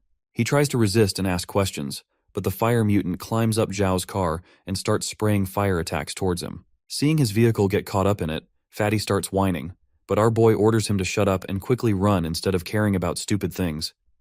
Ruo starts gritting her teeth in frustration as she notices her enemy is running away. She quickly orders her mutant partner to chase after the protagonist, but he's too busy defending himself against the fire mutant. It throws a fire attack towards little sister Yu. Everyone makes a run for it to save their own lives. Bei is able to save Yu in time. He ends up getting separated from his classmates but tells them not to stop and find a place to hide. They all understand his instructions and continue running. Zhao anxiously asks his boss where they should hide. He grits his teeth in frustration and quickly decides they should hide in the garage. They all start running inside the random garage. As the mutants come face to face with each other, Ruo's partner suggests they should talk it out instead of fighting. He tries to speak some sense into the fire mutant and questions if it also transformed after eating the black energy stone. The monster recognizes the words Black Pearl and starts acting even crazier. The flames on its body get stronger as the mutant recalls what happened. It shares how some rich creeps tied down its human body and forced it to chew down the Black Pearl. The fire mutant calls them lunatics and starts screaming like a freak as it speaks about its desire to kill and burn the ones who did this to him. The other mutant understands its behavior and shares that he also went through the same situation. Rua observes their chatter and questions if they're still not done catching up. She shows her frustration and tells her partner they need to locate Bei immediately. He assures her not to worry about it and says he has the ability to track scents as well. The fire mutant becomes curious and asks who they're after. He tells the burning monster there's a guy known as Ye Bei who knows more about the Black Pearl and might be aware of some method to turn them back into normal humans. The fire mutant becomes interested and decides to join them. Inside the garage, as the protagonist leads everyone towards safety, Fatty notices things have settled down outside and questions if both mutants left. Bei orders him to shut up and focus on running. The mutant wastes no time and instantly catches up with them. He throws a car towards the protagonist to block their way. The monster becomes relieved as he finds Bei. He makes it clear that their fight has just started. The mutant blocks their path and starts laughing. He shares his desire to know all the secrets about the Black Pearl and orders Bei not to try anything funny, as he's about to take his life. Seeing the mutant, our boy grits his teeth and quickly orders Fatty to help his little sister and leave the area while he tries to buy some time. Zhao listens to him, and as he tries to escape, the fire mutant appears and blocks their path. He tells Bei they are surrounded on both sides. Ruo appears and starts laughing at their pitiful situation. She believes they won't be able to escape and tells them to just give up since they can't win against two ability users. The protagonist recognizes the blonde girl. He instructs Fatty to take his little sister and hide in some corner while he takes care of both mutants. They both understand him, and as the mutant charges toward our boy to attack, Bei pulls out his sword and takes a stance to defend himself. He is easily able to dodge the first attack and quickly pulls out his pistol without wasting a second. Bei shoots a few bullets toward Ruo. The annoying girl gets hit by one of the bullets in her shoulder and starts bleeding as she screams in pain. Her mutant partner becomes concerned and rushes back to protect her fragile body. Bei keeps shooting more bullets, but the mutant uses his own body to protect the blonde and warns him not to hurt her. The protagonist attacks him with the special sword, but the mutant dodges the slashes by jumping forward and starts escaping the garage while carrying Ruo's body. The fire monster sneaks up from behind and starts overpowering Bei with its flames. Little sister Yu, while watching her brother fight, becomes concerned and pulls out a little axe from her bag. She throws it toward the fire monster and is able to actually hit its head. Zhao tries to stop her, but the monster ends up focusing on her. Bei uses this chance to attack the fire mutant and destroys one of the pipes inside the garage to release water onto the monster's flames. As the fire slowly dies, Bei attacks it with his sword and is able to cut one of the monster's limbs. The fire mutant starts screaming in pain and becomes afraid of the protagonist. He doesn't waste a single second and tries to finish the monster's life, but it's able to dodge his attack and starts escaping the garage with the other mutant. The monsters ask Bei to wait for the next time, as they're about to make him pay in the future. They all pull a tactical retreat and leave the garage. After facing both monsters alone, Bei reaches his body's limit and falls to his knees. Sister Yu becomes concerned and rushes toward him. She assumes he's injured, but our boy assures her he's completely fine. He shares that he's relieved and tells them he was not expecting he would have to face two ability users at the same time. Zhao expresses his curiosity and questions if Bei knows something about the monster's origin. He remains silent for a few seconds, and then explains to them that ability users are humans who transformed after consuming the Black Pearl found in zombie brains. Usually, most normal humans can't handle the stone's powers and turn into brain-dead zombies if they consume the pearl. But there's only a 1 in 1,000 chance they end up fusing with the energy stones and transform into strong ability users. He's amazed to find ability users who are able to keep their consciousness and shares that it's an extremely rare occurrence. Zhao doesn't understand how he knows so much. Bei assures him he will reveal everything in the future and thinks they should focus on finding their new destination instead. Fatty starts whining about his food and car. As they all move forward, our boy understands the apocalypse is progressing much faster than he expected, which means the world is completely different now. He becomes determined to make stronger weapons before he has to face more dangerous situations in the future. It starts raining outside. Fatty tries to start the engine but fails. He realizes his precious vehicle has been destroyed and they can't ride it anymore. He pulls out the food and other resources to survive and notices all entrances to the garage have been blocked by broken cars. Zhao starts stressing as he finds out they can't make use of the good vehicles parked inside. He hands Bei and Yu a huge green cloth to save themselves from the rain and questions if they should continue to find a good vehicle or take shelter from the rain instead. Bei notices Yu is acting strange and asks if everything is all right. She tells him the place looks familiar and recalls her father's old friend's house being somewhere nearby. She points towards a hill and believes they can reach his place. She remembers her father used to bring her to his friend's house to play. Fatty doubts he's still alive and questions what kind of person he is. She remembers he used to act quite weird, but assures them he's a good person who can be trusted. Sister Yu remembers the man's house is huge and has really tall walls. She believes zombies can't enter inside and recalls seeing multiple computers at his place. Fatty asks if she's talking about an internet cafe and tries to help her understand they need to head towards the supermarket instead of an internet cafe. Bei decides to check out the place she just mentioned and hopes maybe they can find her father there as well. Zombies appear from behind. As they get closer, Fatty warns everyone, but Bei is confident in his abilities and gets ready to make his way through the zombies by cutting them down. Somewhere else, Ruo's mutant partner kills a few zombies to collect the Black Pearl. Once he's satisfied with the amount he has collected, he quickly heads back and enters an abandoned building. He sees the fire mutant and heads inside a room to talk to Ruo, who's barely alive after getting shot multiple times. He informs her that he has brought back multiple energy stones just as she asked. She orders him to hand over all of them. That guy warns her not to eat the stones, but she angrily tells him to quickly hand over all the stones and leave her alone. He realizes he can't stop her and decides to just leave. The fire mutant asks if she ate the stones. He shares Ruo's still hesitating. The fire mutant remembers seeing others who ate the Black Pearl and tells them they all had to face terrifying consequences. He himself got forced but turned into a monster instead of dying. Ruo's partner hopes she's able to survive. The fire mutant tells him her wounds have been cauterized, but since she hasn't received any professional help, she's going to lose her life soon. He realizes her only choice is to eat the Black Pearls if she wants to survive. The fire mutant thinks it's a good outcome if she mutates as well, since they don't have to fear zombies at all and hold the power to kill anyone for their revenge. Ruo's partner helps him recall people like Bei still exist and notices his hand isn't growing back anymore either. The fire mutant admits the protagonist is just too strong and his weapon is capable of blocking fire attacks as well. Both mutants decide to work together so they can find a way to finish off Ye Bei and force him to reveal all the information and secrets about the black energy stones. They believe they can find a way to transform back into humans this way as well. The fire mutant introduces himself as Zhou Bo. Ruo's partner reveals his name as well and says he's Wang Sheng. They both become good friends. Meanwhile, as it's raining outside, the protagonist makes his way towards the cyber cafe by cutting through all the zombies in his path. Fatty notices he doesn't look okay and becomes concerned. He thinks they should look for a place to rest first, but Bei orders him to not overthink and asks his sister if they're close to her father's friend's house. She points towards a tunnel and shares they still need to climb a hill after they pass the tunnel. Our boy observes the drainage system inside the tunnel has been clogged, which is the reason the whole tunnel is filled with water that's actually quite deep. He becomes frustrated but finds a wooden board on the side. Bei instructs his little sister to get on the board as they can push her towards the other side. She agrees and starts riding the wooden board. They all try moving through the tunnel. Zhao becomes anxious inside the dark tunnel and hopes they don't encounter any zombies that are able to stay underwater. Sister Yu notices her brother isn't okay, but he keeps walking as they're almost there. Suddenly, the protagonist starts getting dizzy and goes unconscious. Sister Yu becomes anxious and starts calling out his name.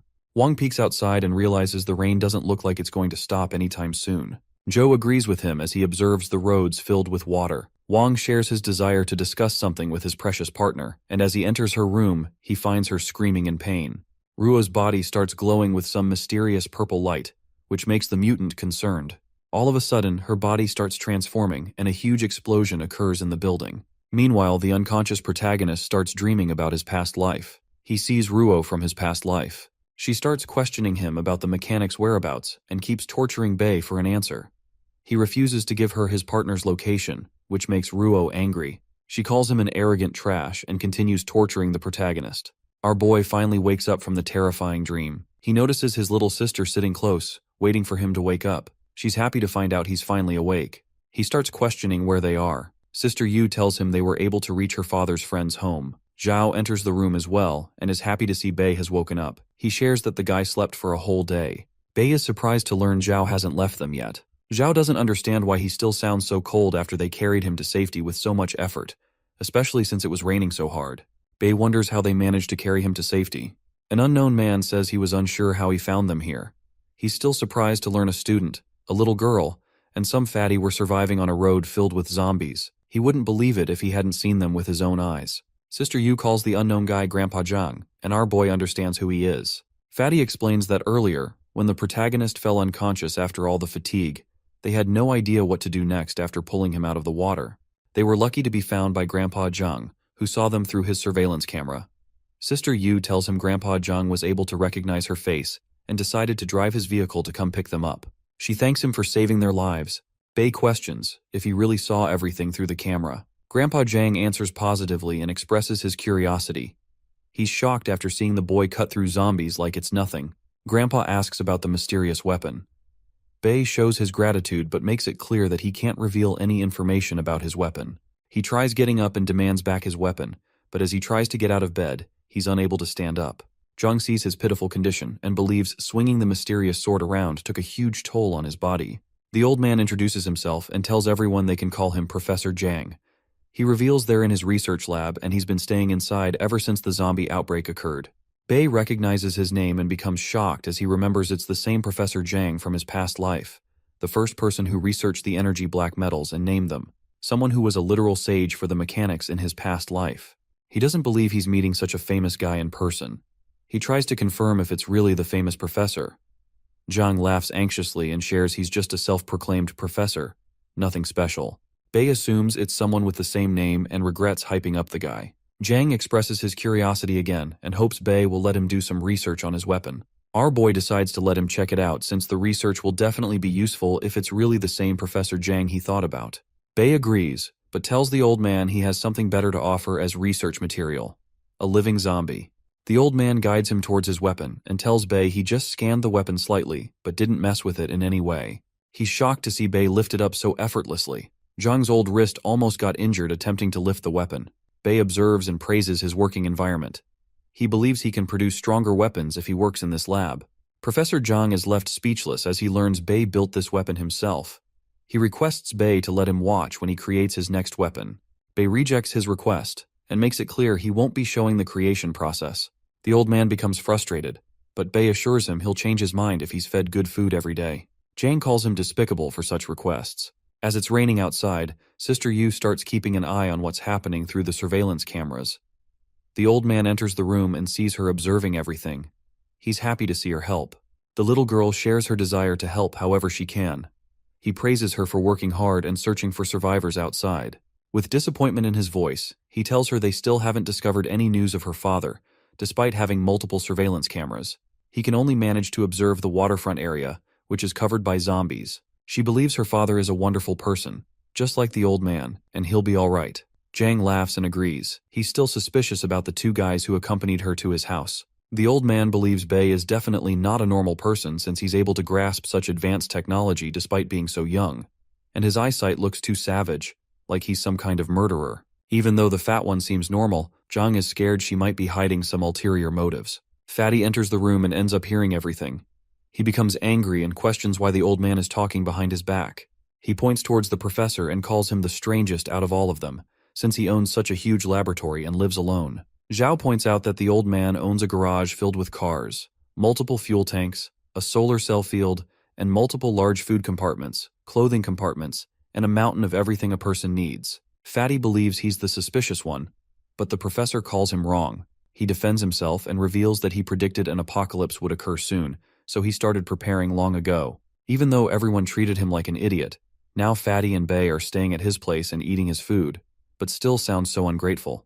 The old man becomes angry at them and makes it clear that his goal is to save all humans. Fatty questions why he's invading other people's privacy by hacking the CCTV cameras, but the old man believes he's not wrong for doing such things since he saved them with the help of the same CCTV cameras. The innocent girl tries to stop them from arguing. Bei enters the room and stabs Fatty with something suspicious. Zhao questions what's happening. Bei advises him not to move and extracts some of his blood.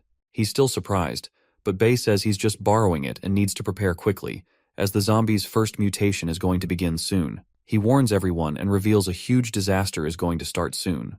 The protagonist advises them to prepare, but the professor becomes confused as he learns about the zombie's mutation. Somewhere outside, while trying to hide from the zombies, Bei's classmates become hopeless as they realize the area is completely surrounded by man-eating zombies, so they're stuck for good. Another male student observes that all the roads are blocked by heavy rainwater, which means escape is not possible. The students start crying out of frustration. Feng wishes they knew where Bei was. He believes the building contains no food, which means they will definitely die soon. The guy remembers there is still a way to survive. He pulls out the black energy stones he collected earlier and shows them to his classmates. They all become surprised, but he shares he kept a few in his pocket secretly while collecting the stones for Bei earlier. He remembers the monsters they encountered earlier, which explained how they transformed after eating the same pearls.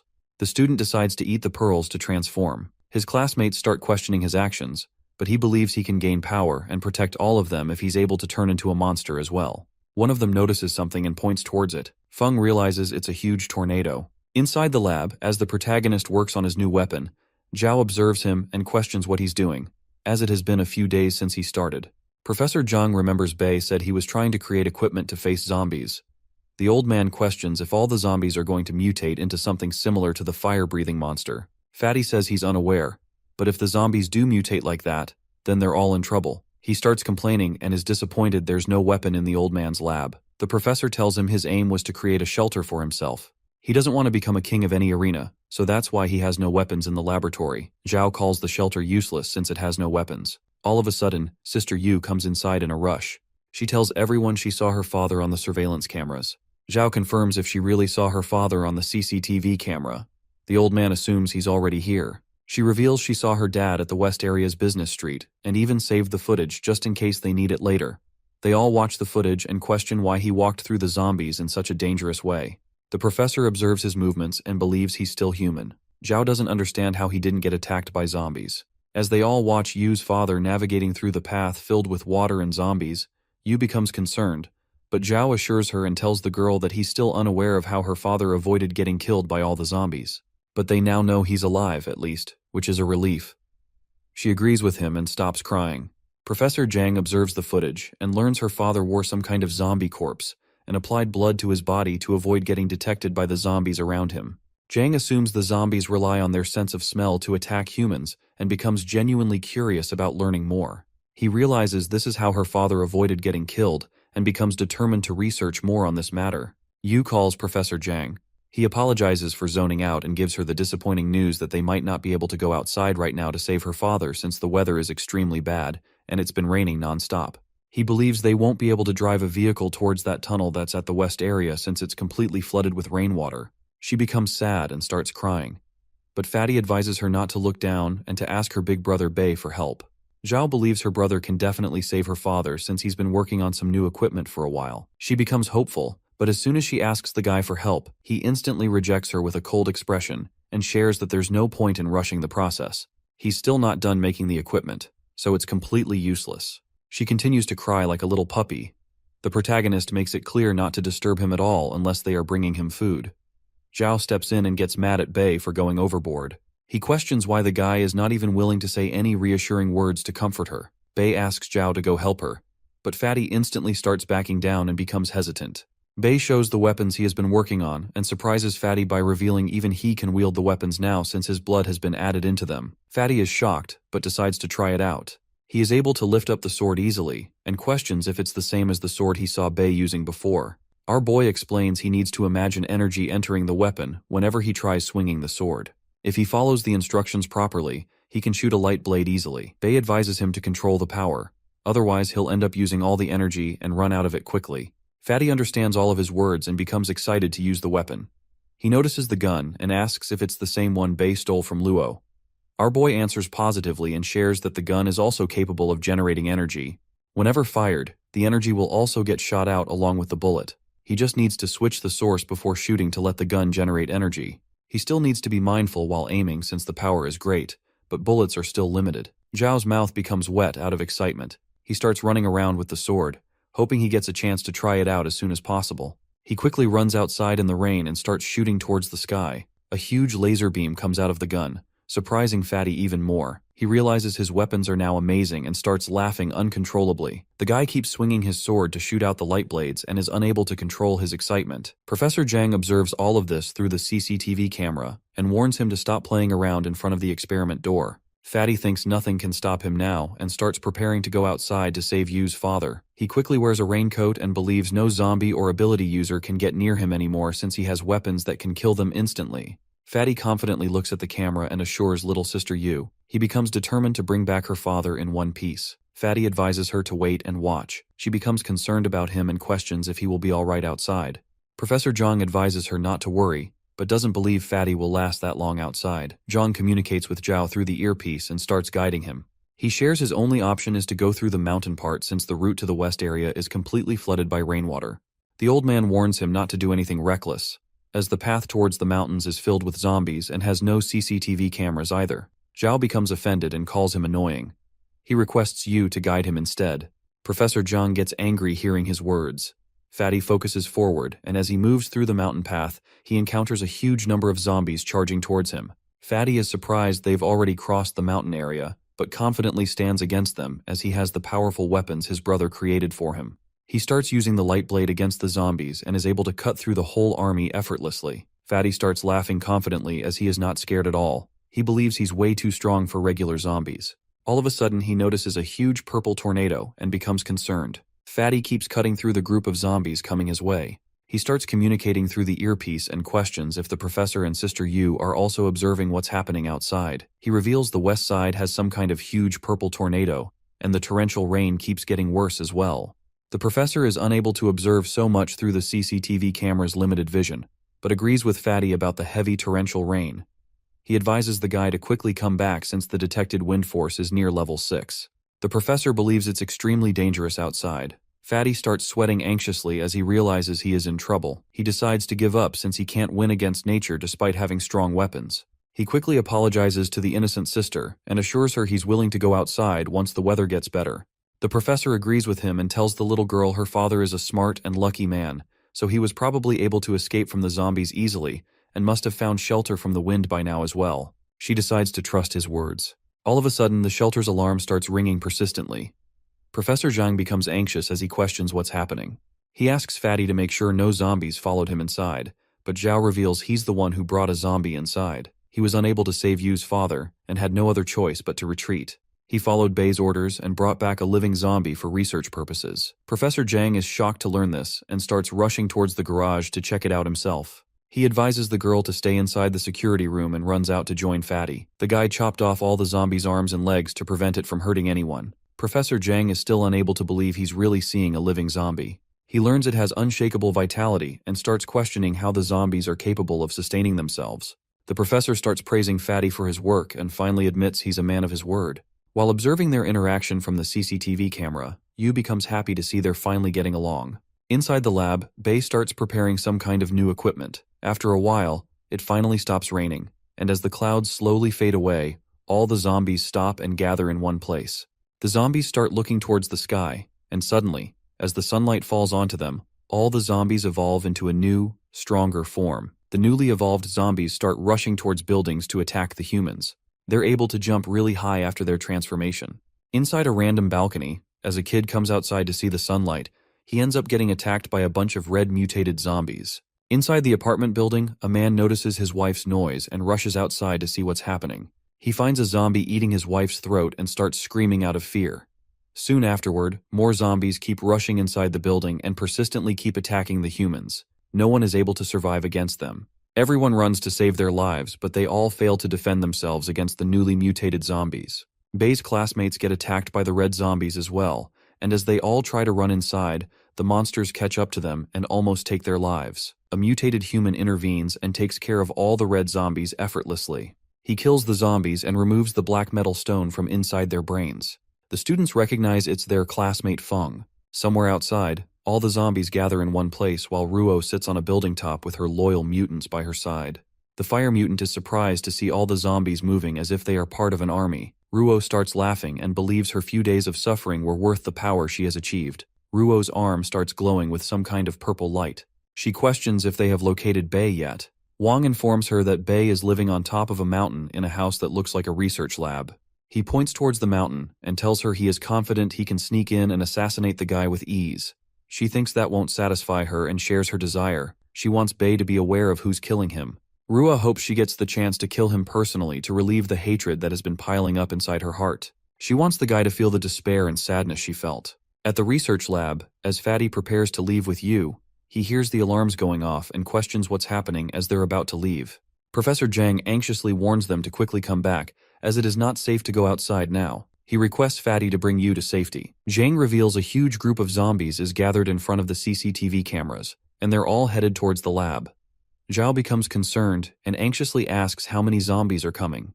The old man tells him an army of at least 1,000 or more zombies is headed their way. Zhao doesn't understand why this is happening. He questions if it's because they're the last humans alive in the area, or maybe they've offended some kind of monster that's controlling all the zombies. Professor Zhang says he's not aware of what they did outside, but they quickly need to go warn Bei about the situation they're in. Fatty listens to him and rushes towards the lab to warn the protagonist about what's happening outside. He knocks on his door and shares that there's an army of 1,000 zombies headed their way. Our boy remains unfazed and tells Fatty he already knows about the situation through Professor Zhang. Zhao anxiously asks if he's confident they can defeat all the zombies, but Bei disappoints him by sharing he's still not prepared for the situation yet. Fatty starts getting worried. He begs Bei to stop joking around and makes it clear he won't be able to win against 1,000 zombies, even in his dreams, if he goes out on his own. Bei remembers he warned them about the situation long ago and was hoping they'd prepare. The situation has progressed faster than he was expecting it to, and now that the virus emergencies are also beyond his expectations, his only choice is to rely on Fatty and the professor. He believes Professor Zhang is capable enough of solving the whole problem. Zhao becomes frustrated and makes it clear they don't have any time to waste. Bei remains silent and doesn't give any words of assurance. Zhao is unable to control his frustration and leaves the laboratory in anger. He realizes he can't rely on anyone in such a situation and starts climbing a tower to observe the zombies from above. As he reaches the top, he's shocked to see the huge number of zombies gathered on the mountain. Zhao starts sweating anxiously and doubts the shelter's walls can stop so many zombies. He believes it will become troublesome if the monsters end up gathering around the wall. The old man observes Zhao through the CCTV and questions what he's trying to do. Fatty enters the car and requests the professor to open the door, as he wants to go outside and block the zombies' path himself. He orders Zhang to think of a plan to solve the situation in the meantime and says if he ends up dying against the zombies, they should escape somehow and abandon the shelter. Yu tries to stop him, but he doesn't listen and drives his car outside the shelter's walls. Zhao is not confident at all, but still determined. He aims towards the zombies and starts blasting energy bullets. He's able to kill many zombies with a few bullets and starts laughing as he realizes he doesn't even need to aim properly. Fatty keeps shooting persistently to take care of the zombie army alone. Ruo observes what's happening from a tower.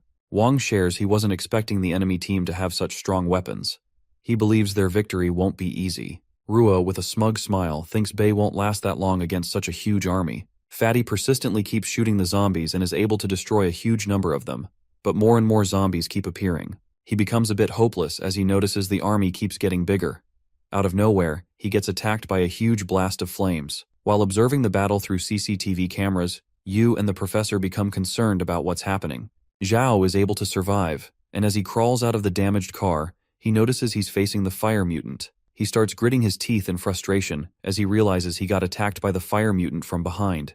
Zhao confidently starts shooting bullets and makes it clear he's not afraid of the monster this time. The monster is able to dodge his energy bullets and starts spitting more and more flames to finish Fatty off.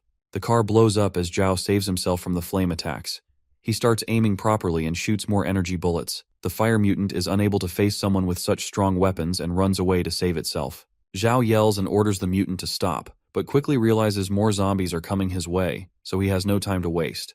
He starts destroying them with the special gun, but Professor Zhang, while observing everything, advises him to return as soon as possible. He believes Zhao won't survive if he gets surrounded by the army of zombies. Fatty assures him he's already aware of this, and starts running as he realizes it's a trap. Suddenly, the other mutant decides to join the fight. Wang attacks Zhao from behind with his sharp nails, but Zhao is able to barely dodge. Fatty shoots a few bullets but fails to land a single hit. He quickly gets up and starts swinging the sword against the mutant to defend himself. He's able to stand his ground against the mutant. Wang can't believe Fatty is a lot more agile than Yabe. He starts shooting more bullets as he tries to kill the mutant. Wang ends up stepping back to save himself from all the energy attacks. Fatty starts celebrating his victory and makes it clear he's not scared of anyone. Ruo, while observing everything from the tower, starts using her powers to command the zombies. Her eyes start glowing as she orders the zombies to charge towards Fatty. He notices the whole army running at him but becomes confused. As the zombies move towards him, he swings his sword to kill a few of them, but more zombies keep appearing. He becomes hopeless as he realizes he can't kill them all at once. Fatty decides to run away since there's no way he can stand against them. All of a sudden, a zombie falls from the sky and blocks his path. He becomes confused and questions why zombies are falling from the sky. Fatty tries saving himself, but more and more zombies start falling from the sky. Wang uses his mutant powers to persistently throw the zombies towards Fatty. The zombies keep piling up, and Wang draws more and more zombies towards Fatty. He shoots and destroys the zombies falling from the sky and continues running to save his life. Fatty becomes hopeless and starts yelling out for help. Another zombie comes flying at him and ends up grabbing the guy by his leg. He realizes he's about to get bitten and quickly kills it with his sword, but ends up falling in the process. Fatty is relieved he didn't get turned into a zombie but notices the army is charging towards him, and the zombies are much closer now. Zhao anxiously wonders if he should shoot them, but understands he might get caught up in the explosion if he shoots from such a distance. He becomes hopeless as he has no energy left to swing the sword either, but all of a sudden, a huge wave of green light covers the whole ground. Fatty becomes surprised as he doesn't understand what's happening. The mutants are shocked to see the green light as well. All the zombies get swallowed by the green light instantly, and Bei finally appears on the battlefield. He is able to take care of all the zombies with his exoskeleton equipment. Zhao is relieved to see Bei finally intervene while wearing an exosuit. His face becomes brighter. Professor Zhang and Yu start celebrating as well, seeing the protagonist join the fight at such a critical moment. Fatty finally understands why Bei was so busy these past few days, and assumes he was preparing this equipment. He calls it amazing, and becomes hyped up. The protagonist warns him to keep his guard up and orders the guy to take care of all the zombies on the left if he still has energy left. Bei becomes determined to kill all the zombies on the right to prevent them from surrounding the shelter's walls. Zhao understands his instructions and starts brimming with more confidence than before. He believes they can win this and starts attacking the zombies without any worries. Our boy starts flying using the exoskeleton's powers and smashes a few zombies as he lands back on the ground. He's able to effortlessly destroy them with the new equipment. Our boy persistently attacks them with the green light. Zhao observes him and admits he's amazing. He hopes Bei makes him a similar suit after they are done harvesting the black pearls once the battle is over. He becomes motivated and starts slashing through the zombies effortlessly. Ruo and her mutant partner observe the whole battle from the top of the tower. Wang can't believe our boy was able to best them by making more powerful equipment. He doubts they can get close to Bei now. Ruo becomes frustrated and challenges the protagonist. She thinks a metal suit won't be enough to save the guy from her. As the boy fights through the zombies, he's able to effortlessly destroy the army using his new exoskeleton. While observing all of this from the CCTV cameras, Professor Zhang becomes shocked and questions how Bei was able to come up with such an invention that shouldn't be possible in this era. He admits the exoskeleton is extremely strong and is unable to believe Bei was able to build such a thing from scrap parts in the lab. Yu reveals Bei makes all of his equipment using the black beads that come from a zombie's brain. Professor Zhang doesn't believe her words, but she explains the pearl feels like some kind of metal and is probably formed near a zombie's pituitary gland.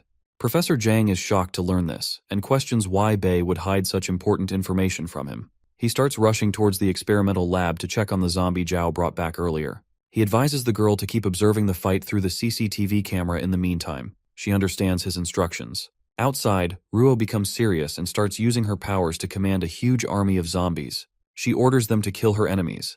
Zhao notices the second wave of zombies and compares it to an earthquake. Bei orders him to stop overthinking and focus on just killing the zombies. All of a sudden, the zombies start jumping toward the protagonist. They get near him and self-destruct. Bei is barely able to save himself from the unexpected explosion. Ruo warns him to prepare himself, as she is about to crush him to death. Bei steps back to defend himself and is surprised to learn zombies are capable of self-destructing. The zombies surround the protagonist and start exploding.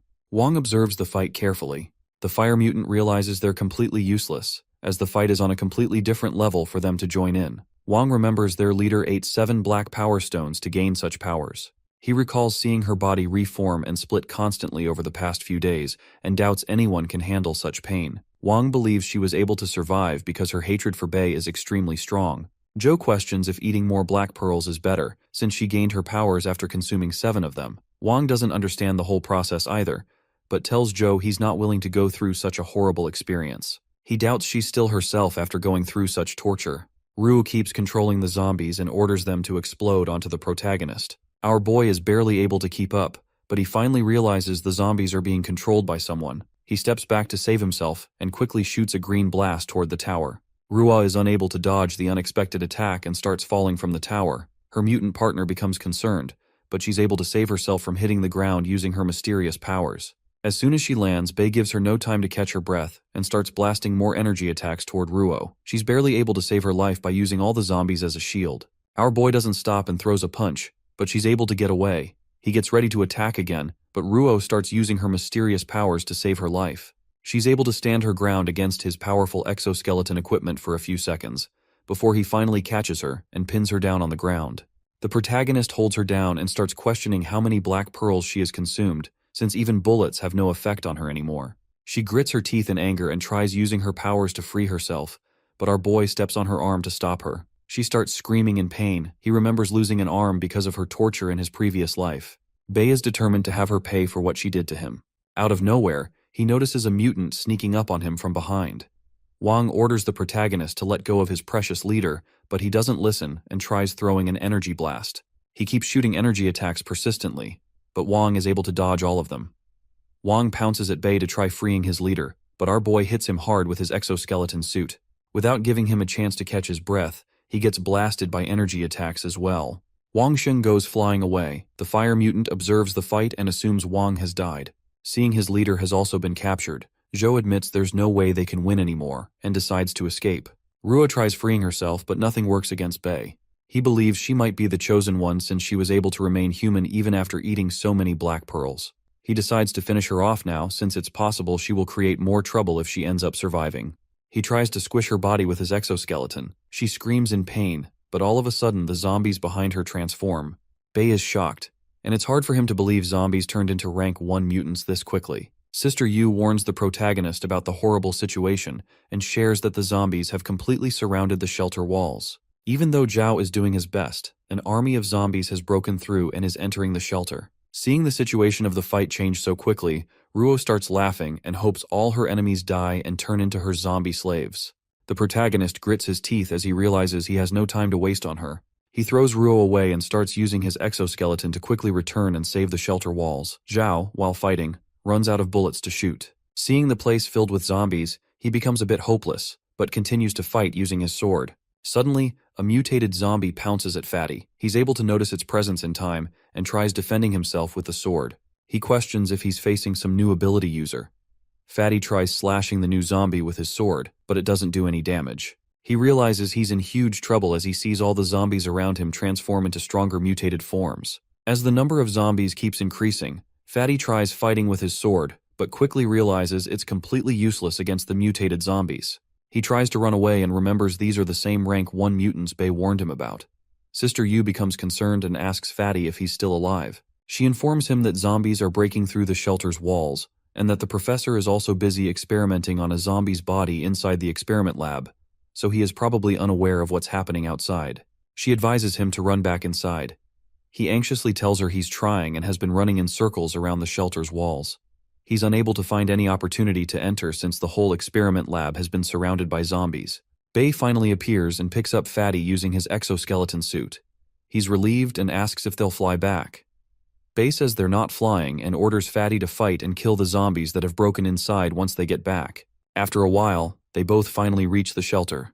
The protagonist reveals all the zombies have been mutated into the first-rank mutants, and now their skin is tougher than before, but he assures Fatty they are still defeatable after a few slashes from the special sword. He advises the guy to be more careful since the zombies' agility has increased and they've gotten stronger. Zhao is relieved and sits down to finally catch his breath. He requests the protagonist to take care of all the zombies outside. Bei understands his words and jumps up the shelter wall. He quickly starts shooting energy blasts to push back the army of zombies. Some mutated zombies still manage to break through the shelter walls and get inside. Zhao asks Sister Yu to bring him some water as he's very thirsty after fighting so many zombies. He finally notices the zombies that have broken inside and tries using his sword to defeat them. It's harder than before, but after a few slashes, he's able to pin down the mutated rank 1 zombie. He keeps slashing it and tries to see how long it can survive. Yu comes outside and brings Fatty the water he asked for. She asks if he's doing okay. She notices he just finished defeating the new mutated zombie she saw through the cameras. Fatty giggles and starts digging its brain. He finally pulls out the bead and notices it's red. Inside the experiment lab, Professor Zhang finds the black pearl and notices it's shining with some mysterious green light. He questions if humans are turning into zombies because of this bead, or if it's something that forms after a human turns into a zombie. He's curious about the secrets the black pearl holds. Outside the shelter, Bei fights off all the zombies using his exoskeleton suit, and after a bit of struggle, he finally finishes killing off the whole army of zombies. He announces they can come outside and harvest the beads as he is finally done killing all the zombies. He enters the shelter. Zhao praises him for his efforts and thinks he's very efficient at killing the monsters. Bei says he's still not satisfied and would have finished the job quicker if his equipment was perfect. Zhao peeks outside and becomes astonished as he sees a mountain of zombie corpses. He questions how long it's going to take to clean such a huge mess. Fatty excitedly requests the protagonist to make him a mecha suit as well once he's done collecting all the beads. Our boy is too tired for his nonsense and decides to think about it after he wakes up from his nap. Professor Zhang stops him and demands Bei to reveal all the secrets about the Black Pearl before he goes to sleep. After hours of harvesting the leftover beads, Zhao becomes tired but continues as there's still a lot more to go. He's easily able to dig out the Black Pearl since the zombies have been burnt. Zhao starts feeling depressed, digging them out alone. Inside the experimental lab, Professor Zhang finally understands that the source of energy for zombies is the Black Pearl. Bei explains that a bead is formed after a human transforms into a zombie. Zombies can also absorb sunlight using some ability that's similar to photosynthesis. This ability enables them to gather more energy into the Black Pearl. Professor Zhang becomes more curious and shares that he didn't find any chlorophyll or corresponding enzymes. Even though the bead itself shines with a green light, he was able to find some things he had never seen before. Some mysterious active metal helps form the bead inside the zombie's brain. The metal starts showing a strong reaction whenever light shines on it, or it gets heated. The Black Pearl also has a strong affinity for blood and metals. Bei confirms and reveals that it especially has an affinity for human blood. This is the reason why the zombie virus is able to spread faster through the human body compared to animals and plants. This is why only humans are transforming into zombies. He also reveals that after receiving sunlight for a long period of time, zombies are able to go through a stage of mutation. Professor Zhang finally understands why the zombies wander around the city lazily during the day and even stand still most of the time, just so they can photosynthesize, becoming the most active during the night. It's because they start accumulating energy for mutation during the day. The professor questions how the zombies manage to run around even during the daytime today. The protagonist tells him it's because the zombies were being controlled by an ability user. The professor anxiously asks if he's talking about the Fire and Thorn mutant. He doesn't understand how they were able to lure and control such a huge army of zombies. Bei shares that they consumed black pearls and turned into ability users, but the person who is able to control the zombie army is someone else. It's a new high-ranking mutant, the representative of his class, Ruo Shi. Professor Zhang doesn't understand how the human body is capable of consuming a black pearl. He questions if it's some kind of transformation pill to gain superpowers. Bei tells him that despite researching it for a while, he can only confirm that humans end up mutating whenever they consume the metal. Since the ability users hold immense power and are a threat, it's best to kill them whenever they are discovered. Professor Zhang becomes confused and questions if there's a possibility that zombies will mutate into rank 2 as well. After learning about ability users and high-ranking ability users, the professor is unable to make sense of the information and decides to take his time to figure everything out. He questions how Bei knows so much about their situation. Zhang asks if he learned all this from his school. Our boy assures him he will reveal everything later, but decides to keep it to himself for now, since it's more meaningful if the old man does his own research. The professor is unable to hold his curiosity and requests Bei to let him research his weapons. Bei gives permission, but makes it clear he needs the exoskeleton later. The protagonist orders everyone not to disturb him and falls asleep on the couch. Professor Zhang understands his instructions and leaves. The innocent girl observes Bei while he's sleeping. She wishes she could ask him to help her find her father, but understands he's too tired after fighting so many zombies all day. She decides to let him rest and puts a blanket on our boy. Yu starts crying as she misses her father a lot. Outside the shelter, as the sun starts setting, Fatty stops digging after getting extremely tired and wishes there was a machine that could automatically dig out the zombie brains. He picks up his shovel again and starts digging as he remembers the protagonist promised he would make him his own exoskeleton suit. This motivates him to work more, and he starts working hard to lose weight as well. The fire mutant observes him from a distance and accepts that it's all over for him. He never expected the enemy to be capable of killing thousands of zombies within a single day. He assumes his partner and leader have been killed and questions what he should do now. The fire mutant wishes he could surrender but knows Bei won't hesitate to kill him, as he looks like a monster. He remembers the zombies went through some insane transformation and can't even be controlled by Ruo anymore. The zombies started attacking Joe, and he ended up using all of his energy just to survive against them. The fire mutant burned all the zombies to death. He knows he won't be able to survive for long since the zombies are turning more ruthless and troublesome after undergoing the mysterious transformation. He decides to dig out more black pearls and consume them to get stronger. He believes he might even be able to turn back into a human after consuming the stones. Suddenly, the fire mutant notices another mutant on top of a tree.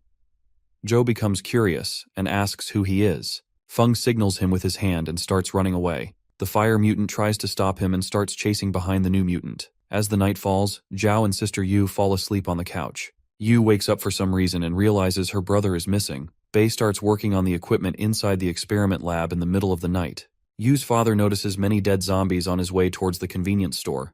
He enters his old place to check on his daughter. The guy reads a note left by Yu that says she went outside to find him. He becomes concerned and wonders where his daughter went. Zombies start marching outside.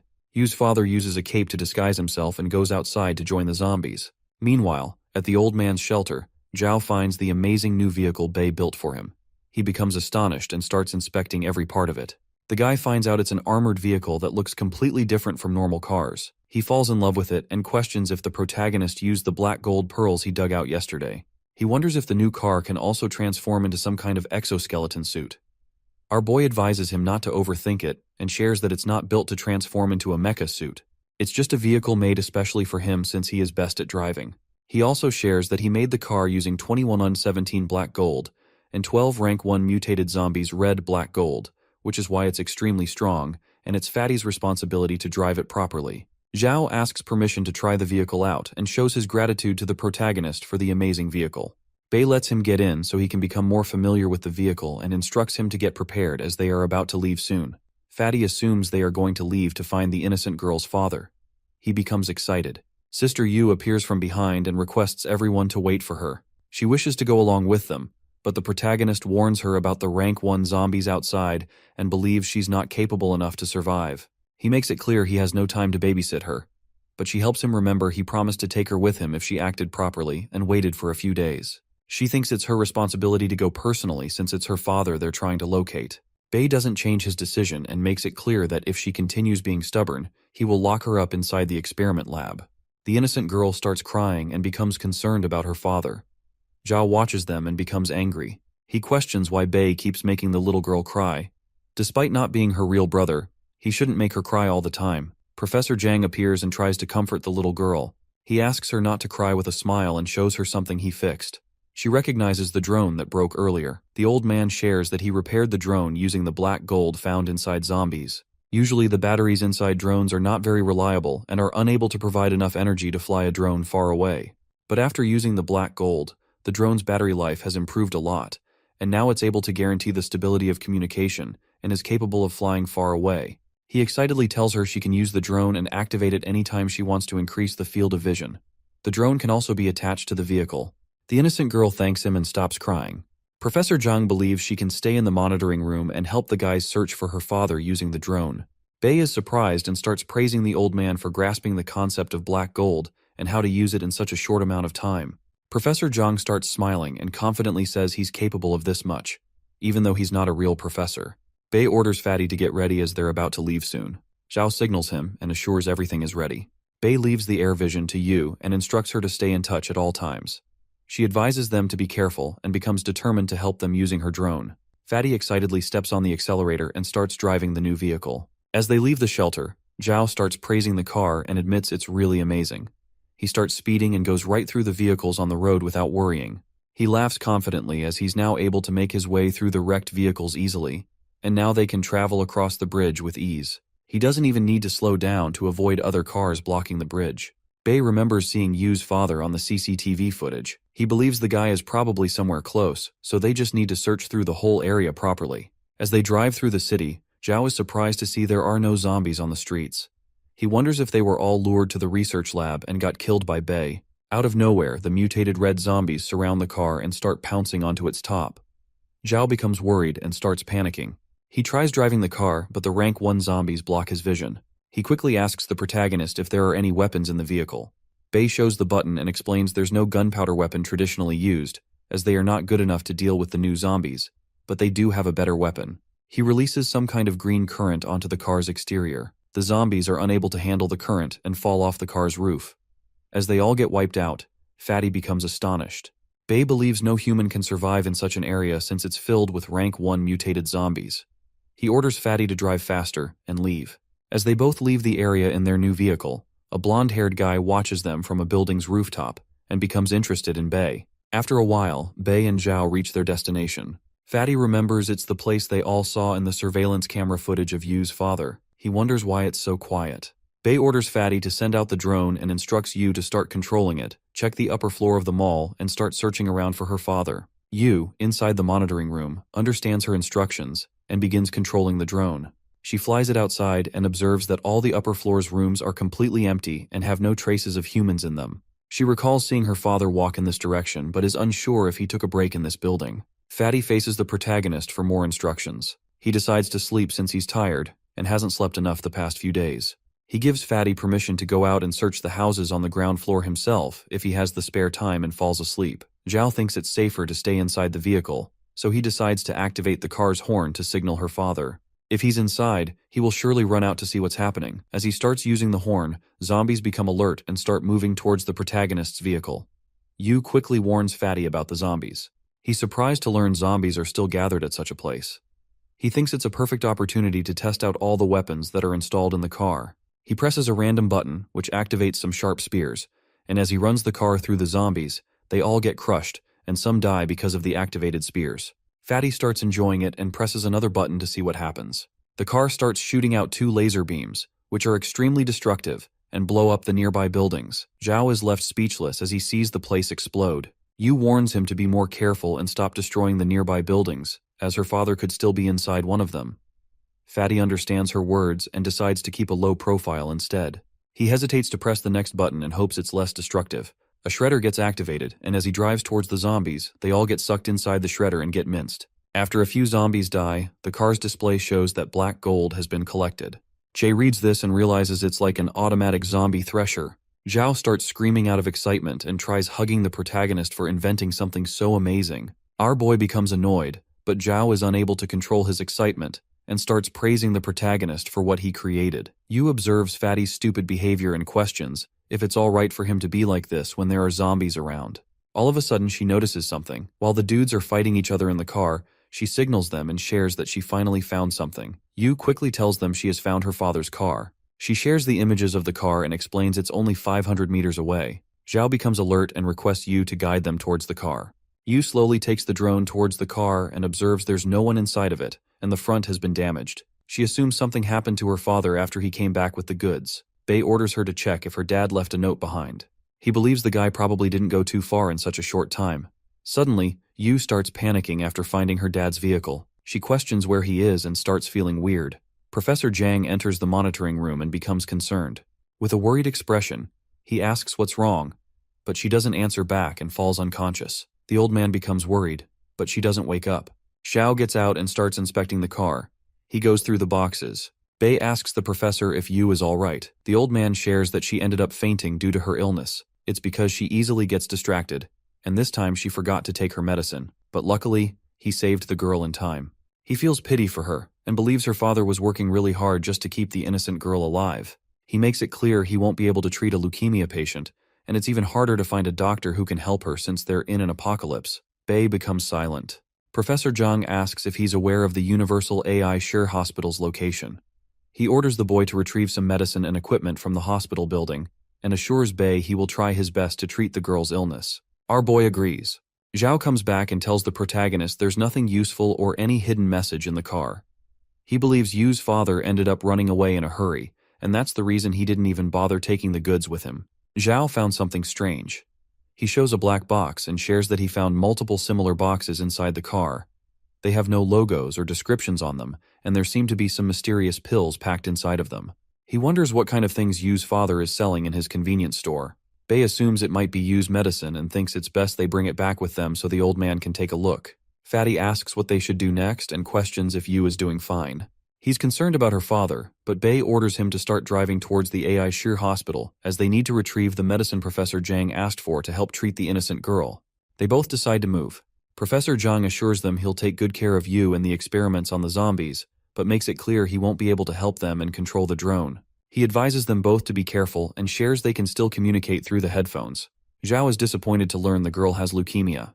He realizes this is why she kept fainting, and Bei was so worried he didn't let her accompany them either. Fatty becomes worried and believes she might still not survive even if they give her all the medicine.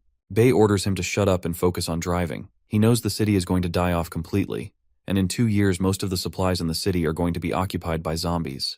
With the current situation, it seems this will progress faster than he was expecting. Bei doubts he can change anything and wonders if it's just better to let the innocent girl die so she doesn't have to live in such a miserable world. Somewhere else, Joe gets injected with some mysterious green substance, and with its help, his arm finally grows back. He tests it out and finds out his powers have been regained as well. The mysterious blonde-haired guy learns Joe is a fire ability user. The fire mutant thanks him for the magical potion and questions which organization the guy belongs to.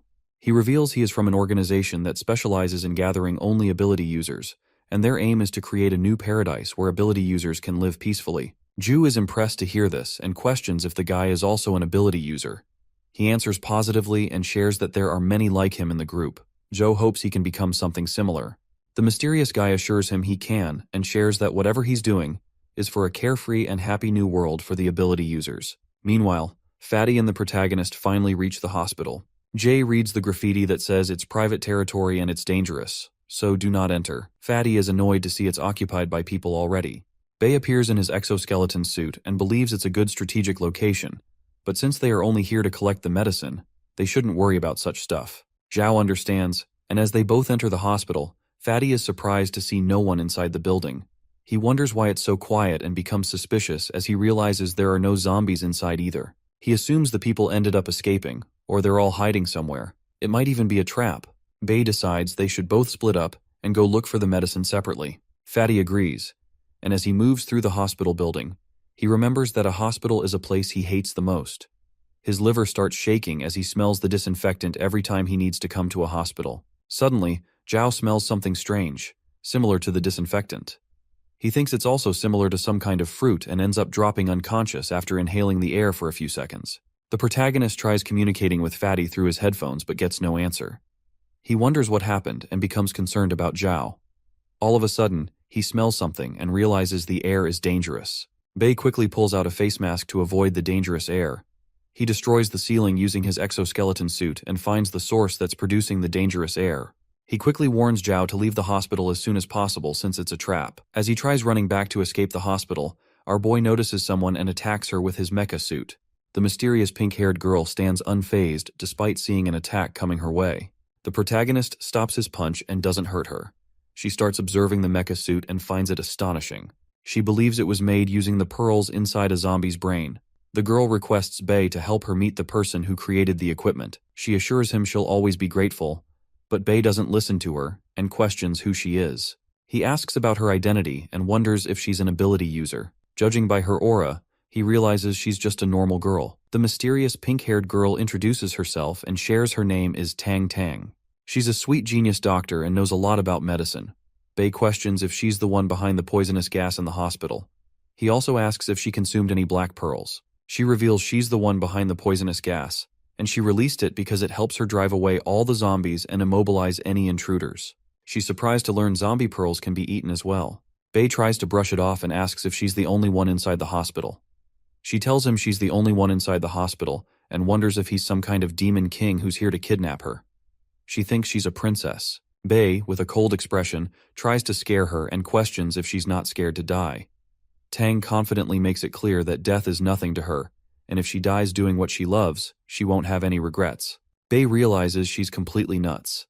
He remembers she mentioned she was a genius doctor. He asks about her major and finds out it's virus. Our boy becomes surprised and starts asking more questions.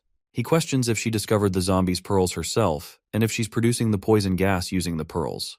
She becomes annoyed after hearing all of this and orders him to answer her questions first if he expects answers from her. She asks him about the creator of the suit he's using again. Bei reveals it was made in an experiment lab and the research institute is near the waterfront. He agrees to take her there. Tang becomes excited but makes it clear she still has another request to ask from him. Meanwhile, Fatty starts seeing a dream of his past. While driving his car in a desert area, he asks his partner Ah-kun if he's on his location yet. He asks if Xiaoqi has also arrived. A pink-haired girl says she hates people who break promises. The guy in his dream remembers their boss Lao Xiao told them it's their last order, and once they are finished, they have permission to go back to their hometown, and he can finally get married as well. The girl starts feeling embarrassed. Zhao listens to them flirting and believes they're the best couple he has seen. They all see a truck coming and get ready. They confirm the truck appeared at the perfect time, just as their boss said. The whole team decides to continue with the plan, and as they all wait for Lao's signal, Zhao notices Xiaoqi has already started chasing the truck, even though they haven't received a signal yet. He becomes concerned and tries to warn her, but it's too late to save her. The girl's car gets hit by the truck. Ah-kun realizes the situation is very weird, and advises Fatty to escape as soon as possible. Zhao becomes confused after hearing this. He sees a truck chasing behind him and frustratingly questions why they've all been exposed. He screams as he tries to save himself. Zhao finally wakes up from the horrible dream. He calms down and notices the pink-haired girl. Fatty becomes confused, but Bei orders him to get up and start working since he has already slept enough. Fatty gets up. Tang starts giggling and reveals she's the one who poisoned him with a mysterious gas, and if he doesn't get the antidote within 3 hours, his body is going to crumble and turn into a complete mess. Fatty remains confused and anxiously asks who she is. Our boy orders him to get up and start carrying the things onto the vehicle instead of screaming. Zhao starts sweating anxiously and requests an explanation. Tang innocently orders him to carry the precious specimens she has. She tells him they are very important to her, and she can't move all of them alone. Fatty doesn't understand why he's being forced to do the difficult things, but as he hears her words, the girl warns him not to break any of the precious specimens, or else she will turn him into one as well. He calls her a demon for being so ruthless, and as he realizes he has no other choice, Fatty starts carrying everything to the vehicle. Tang shows her gratitude while Zhao still wonders who she even is. Bei remembers the sweet poisonous gas very well and believes in the future apocalyptic world. The same gas was commonly used for gang fights against humans, and was also used to defend against the zombies. The gas is useful but extremely terrifying. He wonders if the little girl is the one who developed the gas in his previous life. Bei realizes he must protect her and not let her fall into the hands of bad people like the Nether Dragon Gang, since she's a useful person and also a sage of mechanics, just like Professor Zhang.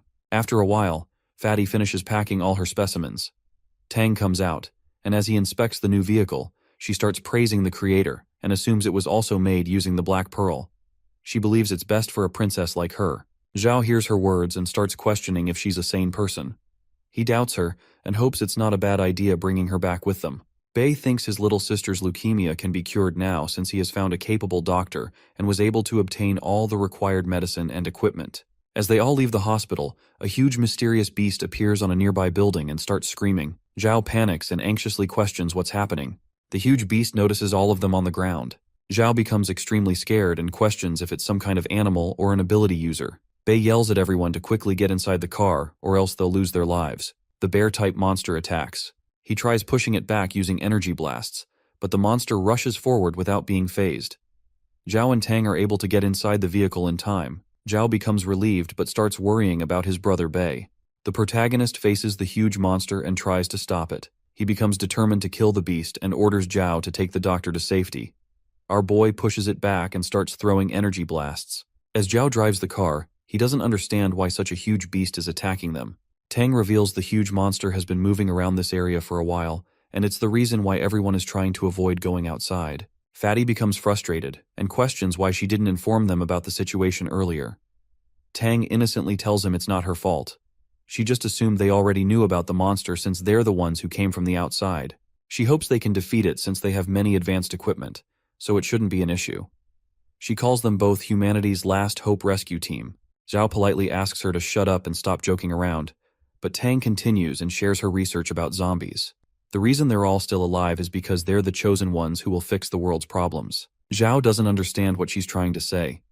Meanwhile, outside the hospital, Bei is barely able to dodge a powerful attack thrown by the monster. As he avoids getting hit, Our boy remembers such monsters didn't appear around this time in his previous life.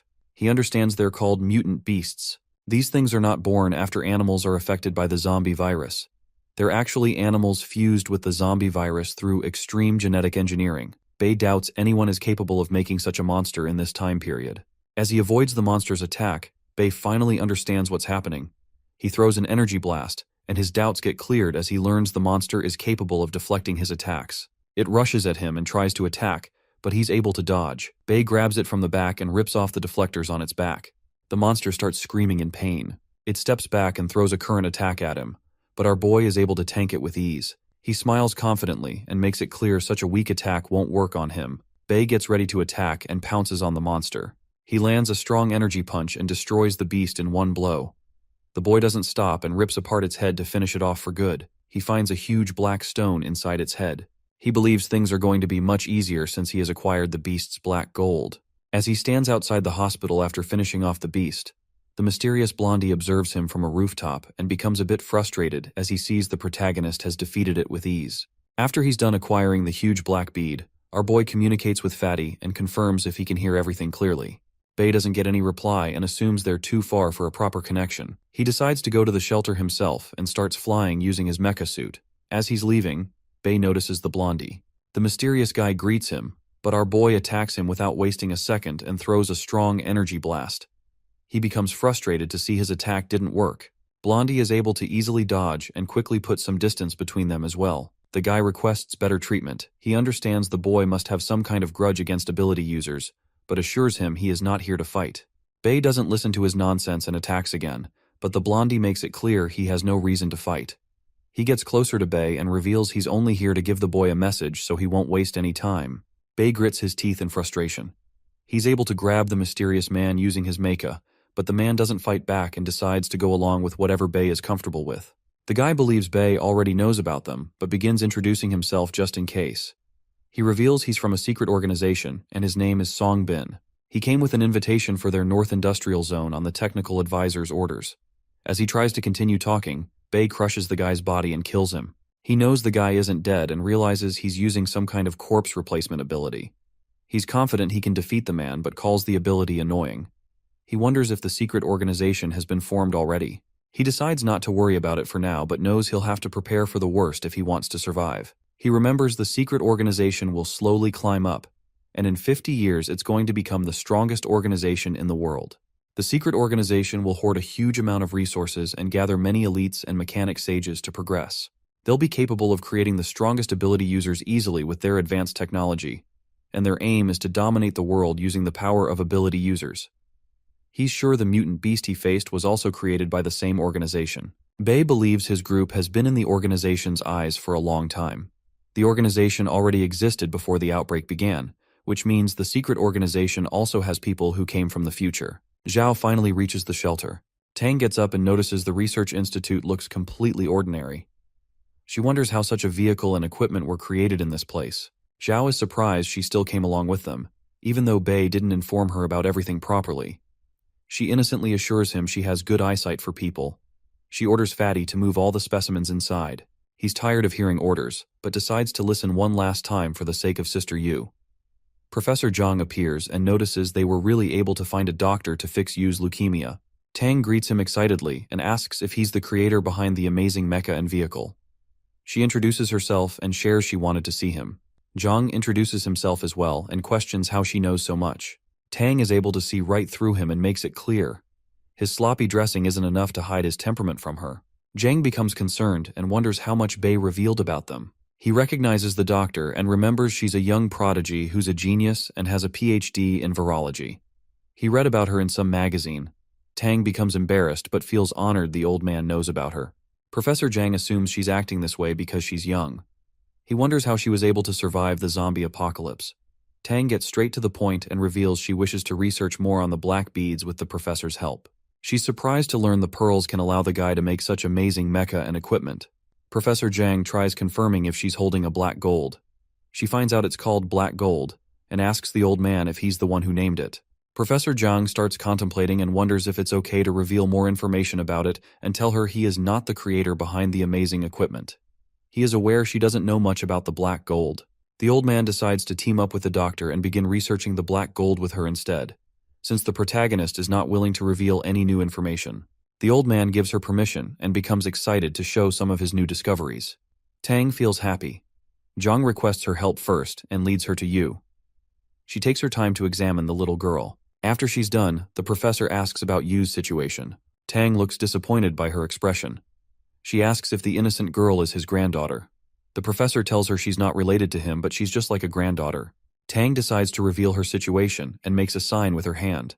The professor becomes confused and assumes the little girl is fine. She tells him he's wrong. He tries to guess again and concludes the girl only has 3 years. But Tang calls him wrong again and reveals she only has 3 more months to live. This shocks the professor. Tang is surprised and wonders how the little girl was able to survive this long. She has seen many illnesses like this before, but she can't help the girl since her body isn't strong enough to take more doses of chemotherapy. And with the influence of abnormal viruses in her body, it's nearly impossible to destroy the tumor inside of her. Professor Zhang becomes worried, but she pulls out the black gold and thinks it's possible to cure the girl using its powers. Yu finally wakes up. She hears the doctor talking about her condition. Professor Zhang questions if Tang wants the girl to consume one of the black gold. Tang becomes confused as she doesn't know the black gold can be digested as well. She explains she just wants to use the black gold to make a new medicine for leukemia. The professor doubts it'll work, but she assures him the black gold is capable of emitting abnormal energy, which will help regenerate surrounding cells and produce more new cells as well if she's able to achieve certain conditions under her test. The professor remembers she's talking about something similar to ability users who consumed black gold. He doesn't want Yu to become a monster and says he's against the idea. Tang doesn't understand what he's trying to say and calls it stupid to eat such a thing. The old man shares he has seen people who have eaten the black gold before. They usually obtain mysterious powers and end up growing stronger. Tang's curiosity increases as she learns about this. She asks him to elaborate more and believes ingesting such a mysterious kind of energy without properly testing it beforehand is a stupid and dangerous decision. Besides death, she doubts it'll give any other results. She becomes determined and requests the old man's help to try and make the medicine so they can both cure the innocent girl as soon as possible. He hopes she tries to be more careful, as he doesn't want to watch his precious granddaughter turn into a monster. Tang tries to make him understand that they have no other way to cure the girl. Fatty finishes bringing everything inside and becomes relieved after he's done. He looks at the specimens and wonders why such creepy-looking things are precious. Tang appears from behind and praises the guy for everything. She shows her gratitude and is happy she was able to meet the old man. Fatty expresses how worried he is and asks her if his sister's illness can be cured. She believes she can cure the girl if she's able to perform her tests properly. The guy becomes relieved and decides to go check up on Bei, as he has nothing else to do. Tang stops him and thinks Bei is a capable person, so there's no need to go check up on him. She remembers the old man mentioned they were out looking for the innocent girl's father. She hopes he can go look for the guy and bring him back safely, as it will help treat the little girl quicker. Meanwhile, somewhere outside, the protagonist starts feeling thirsty because of the extreme heat. He hopes Fatty comes back and jumps off the building. He starts flying using his mecha suit and decides to go look for some drinking water.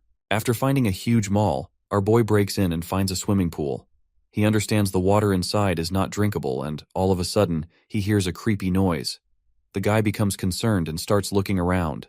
He ends up using the energy blast, which wakes the huge monster inside the pool. It grabs the boy using its jaw and tries to eat him up. He struggles to save himself, but after using an energy blast, Bei is able to take a step back. He hits the mall's walls but remains unfazed and starts blasting multiple attacks towards the monster. The creepy beast doesn't get affected and quickly rushes towards the boy. After a bit of struggling, our boy is able to grab its back. He slams the huge beast on the ground and attacks it with a strong energy blast. The creepy monster finally stops moving, but all of a sudden, a mysterious female-shaped being with shiny green eyes comes out and leaves the protagonist shocked. Fatty finally comes back to help Bei. He observes the area and wonders why it's so quiet. He hopes his brother has already killed the bear-looking monster. Suddenly he hears someone's voice. She asks if he can hear her clearly. Zhao realizes it's just Yu. He's surprised to learn she woke up and gets a bit scared to hear her voice out of nowhere. She assures him she's feeling much better and questions if they are still outside. The guy advises her to rest instead of controlling the drone. He promises she can leave the searching to them, but the girl stubbornly tells him she's unable to sleep anymore and feels better if she's searching with them. He decides to let her be and hopes she doesn't force herself too much. He orders her to do the scouting, and she starts controlling her drone to look outside. She notices something. Zhao asks if she was able to find Bei, but she answers negatively and shares she found a group of zombies at the construction site. They both wonder if there's still a survivor in the area. Yu finds someone surrounded by the zombies and informs Fatty there's a female on top of the box near the construction site. He looks at the woman's picture and remembers he has seen her before. Yu asks about it, and Fatty reveals she is the same woman who was imprisoned in a building because of Luo. After he and Bei destroyed the gang, she had no place to go and disappeared. He was not expecting to find the same girl here. Yu becomes determined to save the woman. Zhao understands her and starts driving the car towards the group of zombies. He attacks them, and Yu uses the drone to inform the woman they are going to handle the zombies, so she needs to quickly jump onto the vehicle once she gets the chance. Zhao uses the weapons he is familiar with while Yu guides the woman towards their car. Once she jumps inside, Yu orders Fatty to start moving. The woman recognizes Zhao. He smiles and confidently tells her he is from the Invincible Apocalypse rescue team. Meanwhile, inside the mall, the monster attacks our boy with its tail and ends up slamming him onto the walls. The monster has a mysterious female figure on its top, and the shining eyes make it difficult for the protagonist to look towards it. Bei becomes hopeless as he remembers he won't be able to activate the hatch cover since it got destroyed in the previous fight. The weird creature attacks him with a water blast, but our boy is able to save his life. He continues to attack it as well but is unable to aim properly.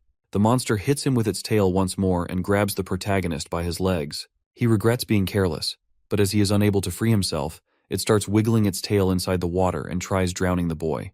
After getting forced inside the pool, he tries to move his body, but the mysterious light coming from the monster's eyes makes it difficult for him to move at all. He tries his best, but soon becomes hopeless as he realizes he's going to die here. As the creature is about to finish him off, all of a sudden, the mall's wall crumbles and a laser beam hits the monster. Fatty barges in with his vehicle and asks the protagonist if he's okay. He announces the Apocalypse rescue team is here. The monster loses its lead and tries to run away to save itself. But our boy grabs its tail and questions why it's daring to run away without his permission. The protagonist throws a heavy punch and orders Fatty to keep blasting it with lasers if the monster looks at him with the shiny eyes. Zhao understands him, and he starts blasting out energy persistently. The monster screams in pain and finally falls down. He grabs it by its head and questions why a hybrid user like her is here. He asks if she was sent by the Dark Group to kill the boy. He advises the monster to start speaking, or else it's going to get slapped to death. The weird creature starts acting crazy as soon as it hears about the Dark Group. She says she doesn't want to go back. Zhao requests Bei to give him details about the situation. The monster notices the woman inside the car and starts calling her name. She calls out for Lena, but the boy warns her to stop screaming, or else he won't hesitate to take its life. The monster continues to call out for Lena. The woman inside the vehicle rushes towards her and recognizes the weird-looking creature as her sister. Zhao is also surprised to learn they are both sisters. He assumes she turned into such a creepy creature after consuming the black gold. Lena becomes concerned about her sister and asks why she looks this way. The monster starts crying and reveals she got experimented on by the Dark Group and had to go through painful tests. Bei decides to set her free by killing her and asks if they're both done talking. Lena intervenes and tries to defend her sister, but he doesn't stop. Yu comes in as well and tries to stop the protagonist. He advises her not to get involved, but Yu believes he shouldn't kill two sisters who just got united. He calls her innocent and makes it clear such a hybrid monster can't keep its normal brain. He knows she is extremely dangerous, so it's his duty to finish it off as soon as possible. Lena keeps crying, so Yu starts begging Bei to leave them alone and give them a chance to at least speak with each other. He is determined to kill the monster as he was attacked and almost killed by it earlier as well. Fatty intervenes and reveals he was also able to survive because Yu guided the guy towards Bei. Since he got dragged into the water by the monster just now, he would have died if Yu hadn't guided Zhao. Bei lets the monster go after hearing his argument, but calls the whole group stupid for their actions. The monster finally understands they are not from the group responsible for whatever happened to her. Lena explains Zhao and Bei are just here to look for survivors in the city. The monster shares her story and tells them she was able to escape the Dark Group, but they ended up chasing and hunting her down using a huge dog. She clarifies and says she was only trying to defend herself as she thought the protagonist was a part of the Dark Group. She was just scared and had no intentions to harm anyone innocent. She is relieved to see her sister Lena is doing okay. Yu is happy to see the two sisters reunite and invites them both to the shelter. She assures them both the shelter is big enough for them. And the professor is also researching zombies, so maybe he can help the sister that has turned into a monster in the future. Lena wonders if what she's saying is true. Yu is happy she's getting the chance to help others but tries to make them understand the vehicle is not enough to carry the big sister. Lena's sister wishes to go wherever Lena wants to go, Zhao asks Yu if she is sure about her decision to invite the monster to their shelter. Yu gives her guarantee and believes the two sisters are innocent. Fatty has no other choice but to go along with her decision, and since he was able to save the protagonist, he decides to move and head back to the shelter. He starts driving his car while the huge monster follows him on foot. Zhao is surprised to see how fast it is capable of moving. Lena becomes worried about her sister. After a while, they all reach the shelter, and the monster leaves the doctor and the professor speechless. They are astonished to see its huge size and wonder what's going on.